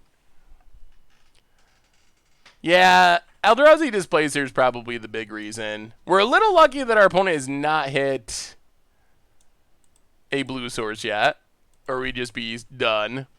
You can play Waste. Most people don't. I've seen some people do it. There's just not that many... There's not that many colorless abilities. So it's usually not worth it, but you definitely can do it. Opponent gets in with the Hawk. Oh man, Crusher, Infecti. I'll play the land. I guess we can get up to making 7 drops. That's something. Pass the turn. And then we'll be empty-handed, so this Gwendolyn isn't going to wreck us anymore. How would you feel about infinite turns with Magistrate Scepter? Sounds pretty awesome to me. I'm always down for some infinite turn action. Opponent. Attacks, attacks. Yeah, we'll take it. That looks like a pretty good way to take infinite turns. And you get to play Tezzerats, which are always fun. All right. Well, maybe we'll just Phage. That's the other thing we've never done. Just like Nexus of Fate. Fate and Phage. Vishkal, Blood Arbiter, Flying Lifelink, sack a creature, put X counters on it where it's X is its power. Oh, that's actually kind of a bomb too. Well, Vishkal's pretty good. Boat it. Gets in, and then we can remove counters. Oh. Archfiend of Despair. Spicy. Remove all counters. Target creature gets -X, -X, where X is for each counter removed this way. Alright. Attacks. Well, block here, block here.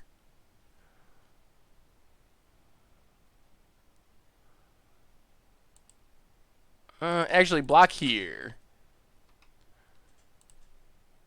Sacrifice Arcanus. This doesn't have trample, right? Okay, thank goodness. Vishkal actually seems pretty fun. Yeah, we better do this to be safe. Get rid of the witch. We lose 0. I mean, maybe we can just hit something big enough to kill this Archfiend? Make a 7.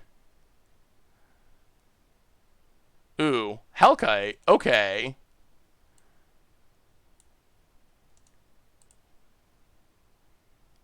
So sack Hellkite.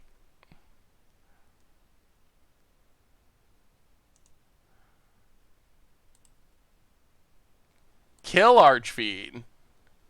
Go attacking. Hit our opponent. Gates of Life. Man, this might actually be happening. Hey, see you, B-Wells. We'll be back on Tuesday, of course. We got hit by this once earlier, so I think that's where we got the infect from. Opponent. Makes an 8. Angel of Salvation. All right, that's not super relevant.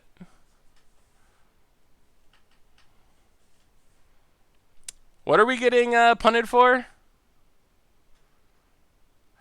But that demon made it so we can't gain life. So we wouldn't actually have gained any life if we just attacked. I mean, I guess we would have hit for more damage. Maybe that's punt worthy. Sack Weldfast. Yup. Make a 7.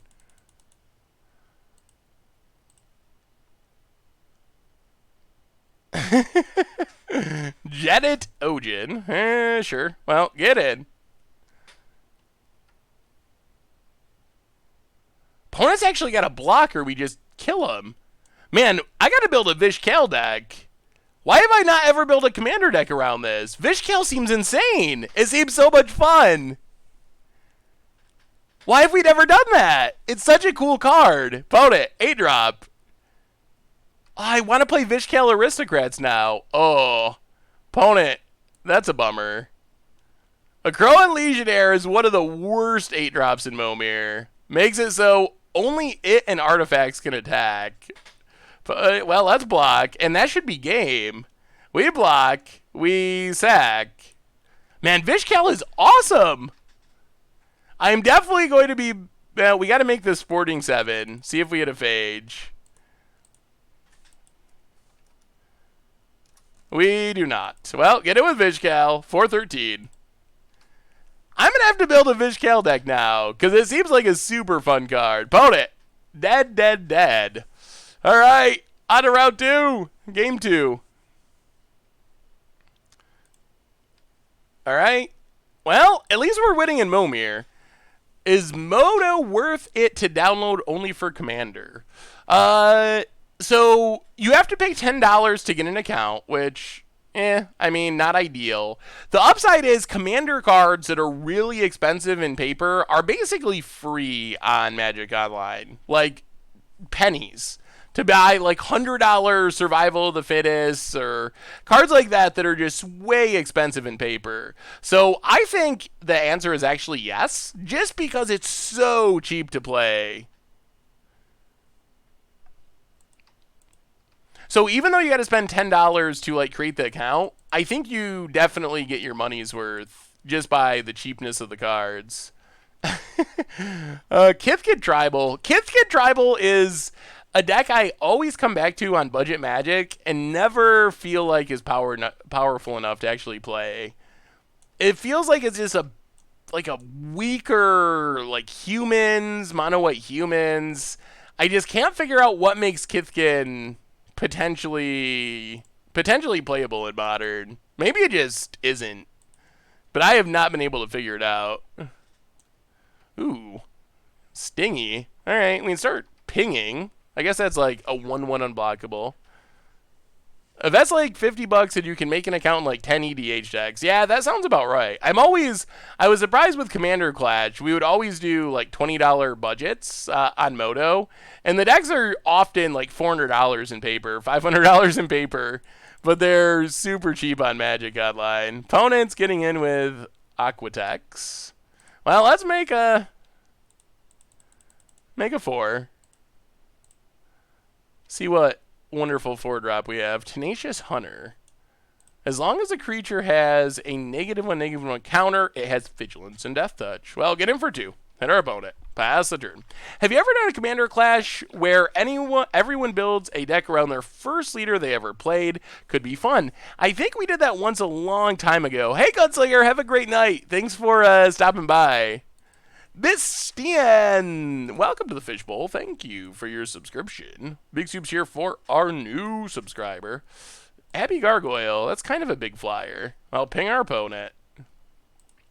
But that could be something that would be fun to do again in the future.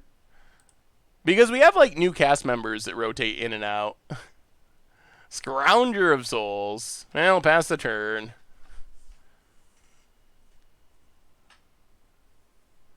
Hey, see ya, Bread Almighty. Thanks for hanging out. See you on Tuesday. Opponent discards. Gold Knight Redeemer. Ugh, lots of life gain. Yup. Opponent. Getting in. That's a lot of big flyers. Well, we're going to need a flyer at some point. What do you think Commander Clash where a person each chooses a character and builds a deck with only cards of that name, show, quote, in flavor text of that character? Ooh, that sounds hard. I wonder if that would be possible. I think it's a cool idea, but are there enough cards of the same name to be able to do it? Vile Shrew for the 22nd month in a row. Welcome back to the Fishbowl. 22 months, baby. Thanks for content. I aspire to be as good a content creator as you one day. Well, that would be awesome, Vile Shrew. I will, if you ever need anything, make sure to let me know. And thank you so much for the resub. Patron of the Nuzami.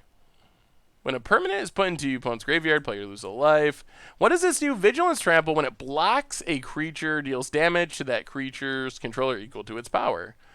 Ugh, we're just getting beaten down in the air, though. Yup, down to 12. We're not really winning this race. Ping our opponent. We're getting back to Phage territory. Angel of Serenity would be pretty helpful. All right, make a 7. Oak Gnarled Warrior. Well, get in. We don't win by not attacking. I think that you can use Scryfall to search for flavor text.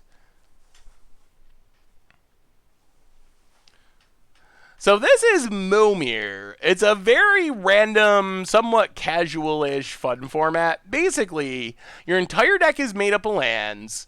You get this Momir avatar to start with that makes you start with +4 life. So you start at 24, and then every turn you can pay X one time, discard a card, and you get a random token that's a creature that's a copy of the converted mana cost you made. So, for example, we are going to pay X, which is 8, discard this mountain, and we get a random 8-drop, which is Sphinx Sovereign.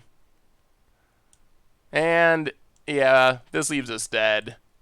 Living Inferno basically shoots down one of our creatures, and then they attack with the flyers, and we're dead. Yeah, Living Inferno, pretty strong. All right, game 3, the Momir Finals. Here we go. Momir is really fun. I think, is it this weekend that it's going to be on Magic Arena? I think it's this weekend. Let me take a peek, Triple T Gaming. Boros Burn. All right, we'll play first. We'll keep.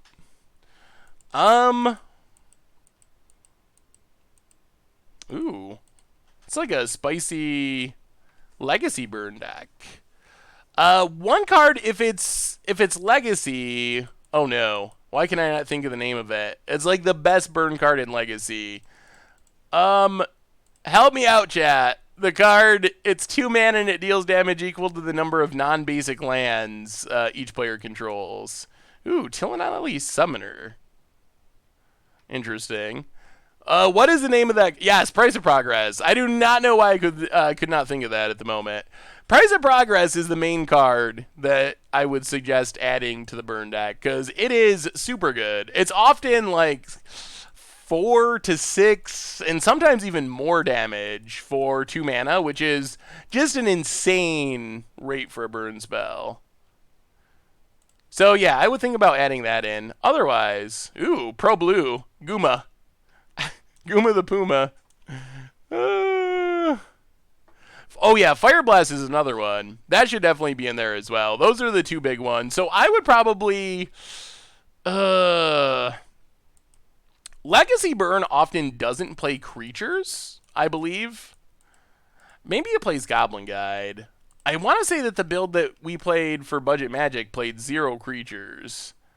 1, 2, 3, 4, 5, 6... I wonder, do you think Momir counts towards... Is it a permanent? Does Momir count towards Ascend? 1, 2, 3, 4, 5, 6, 7, 8, 9. This is actually... You think it's possible to start a stream at 0 and have like 1K viewers? I think it definitely is. It takes a lot of time and work and dedication, but I believe it is 100% possible. Momir's in the command zone. Ugh. All right, well, I guess that means we're just going to make a 4-drop. And then next turn, we'll dump all of our mana into that, and we will keep the tokens. So, yeah, let's not attack this turn. We just want to make sure we turn on Ascend.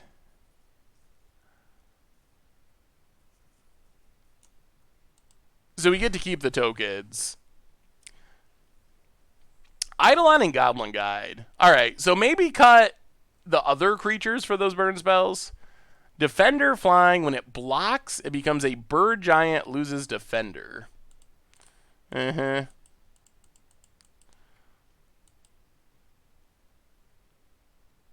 Oh, play the swamp. Go to combat. Attack, attack.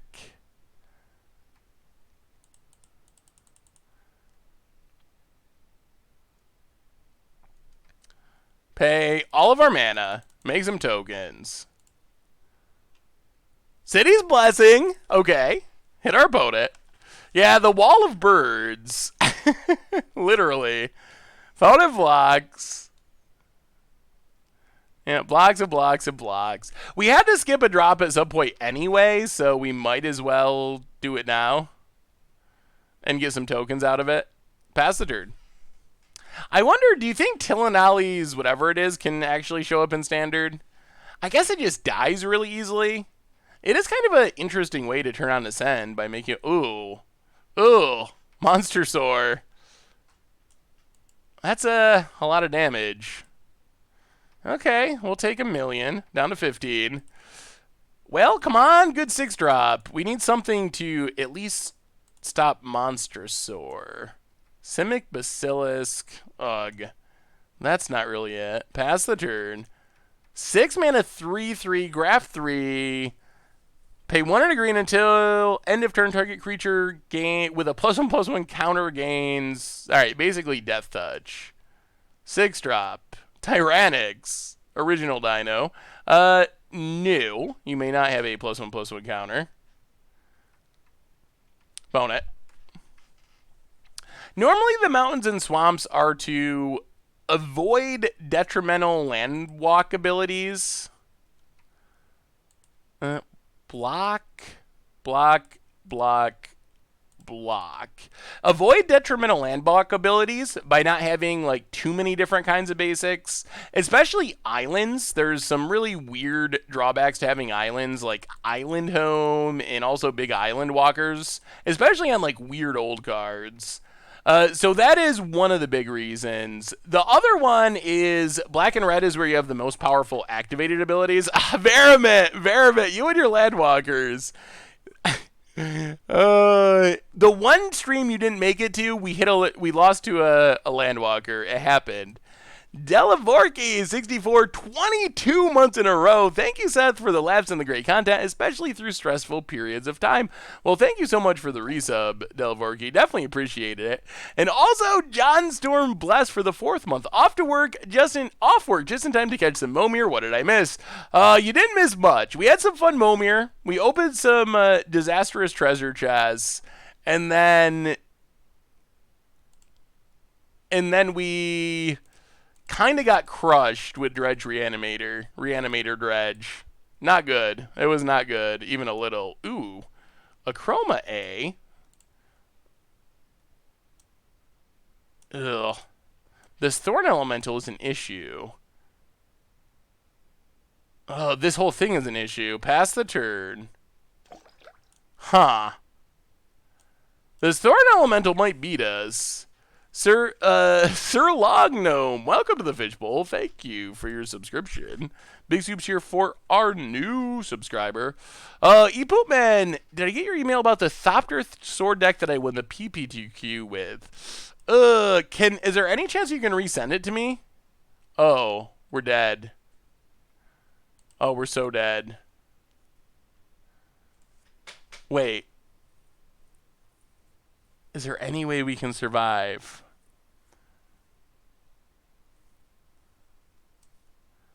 Oh, it deals damage as though it wasn't blocked. Oh. Okay. Yeah, we're definitely dead. So we chump here. Well, I guess we chump. Oh, this is so insanely brutal. Chump, chump, block, block.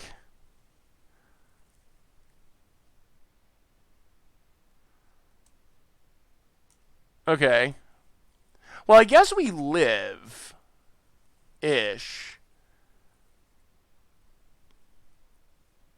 So a bunch of stuff dies. Actually. Whoa. Can this sack itself? 6, 7, 8, 9. I think we have exactly lethal. Pump. Whoa! Oh, we're stealing it. Just barely. Goodness. Double striking. A Chroma for Exacxes. Oh, my goodness.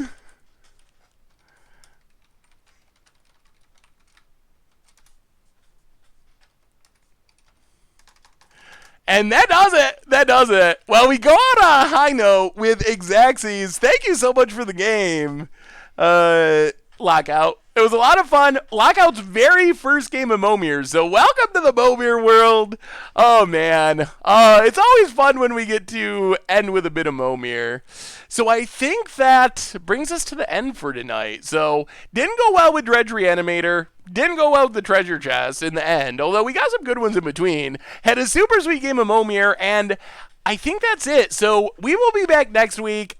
it'll be Guilds of Ravnica time. Spoiler video, spoiler talk, all the time. Hopefully we play a deck that can actually win a bit. So reminders on the way out the door to everyone. Replay YouTube if you want to relive getting crushed with Dredge Reanimator or our treasure chest or any of that. Check it out. It'll be up tomorrow. Normal YouTube, there's a Playing Pauper tonight. There was a super sweet Against Odds last night. There is Against Odds tomorrow. Tons of sweet stuff coming up. Keep an eye out for that. All the guild stuff next week. Of course, the sponsor is tonight's stream, Ridge Wallet. They make slim front pocket wallets out of carbon fiber and titanium. Check them out at ridgewallet.com. Get 10% off with the cold goldfish and also free shipping. So thank you to them for their support. And most importantly, thank you to all of you. You are awesome.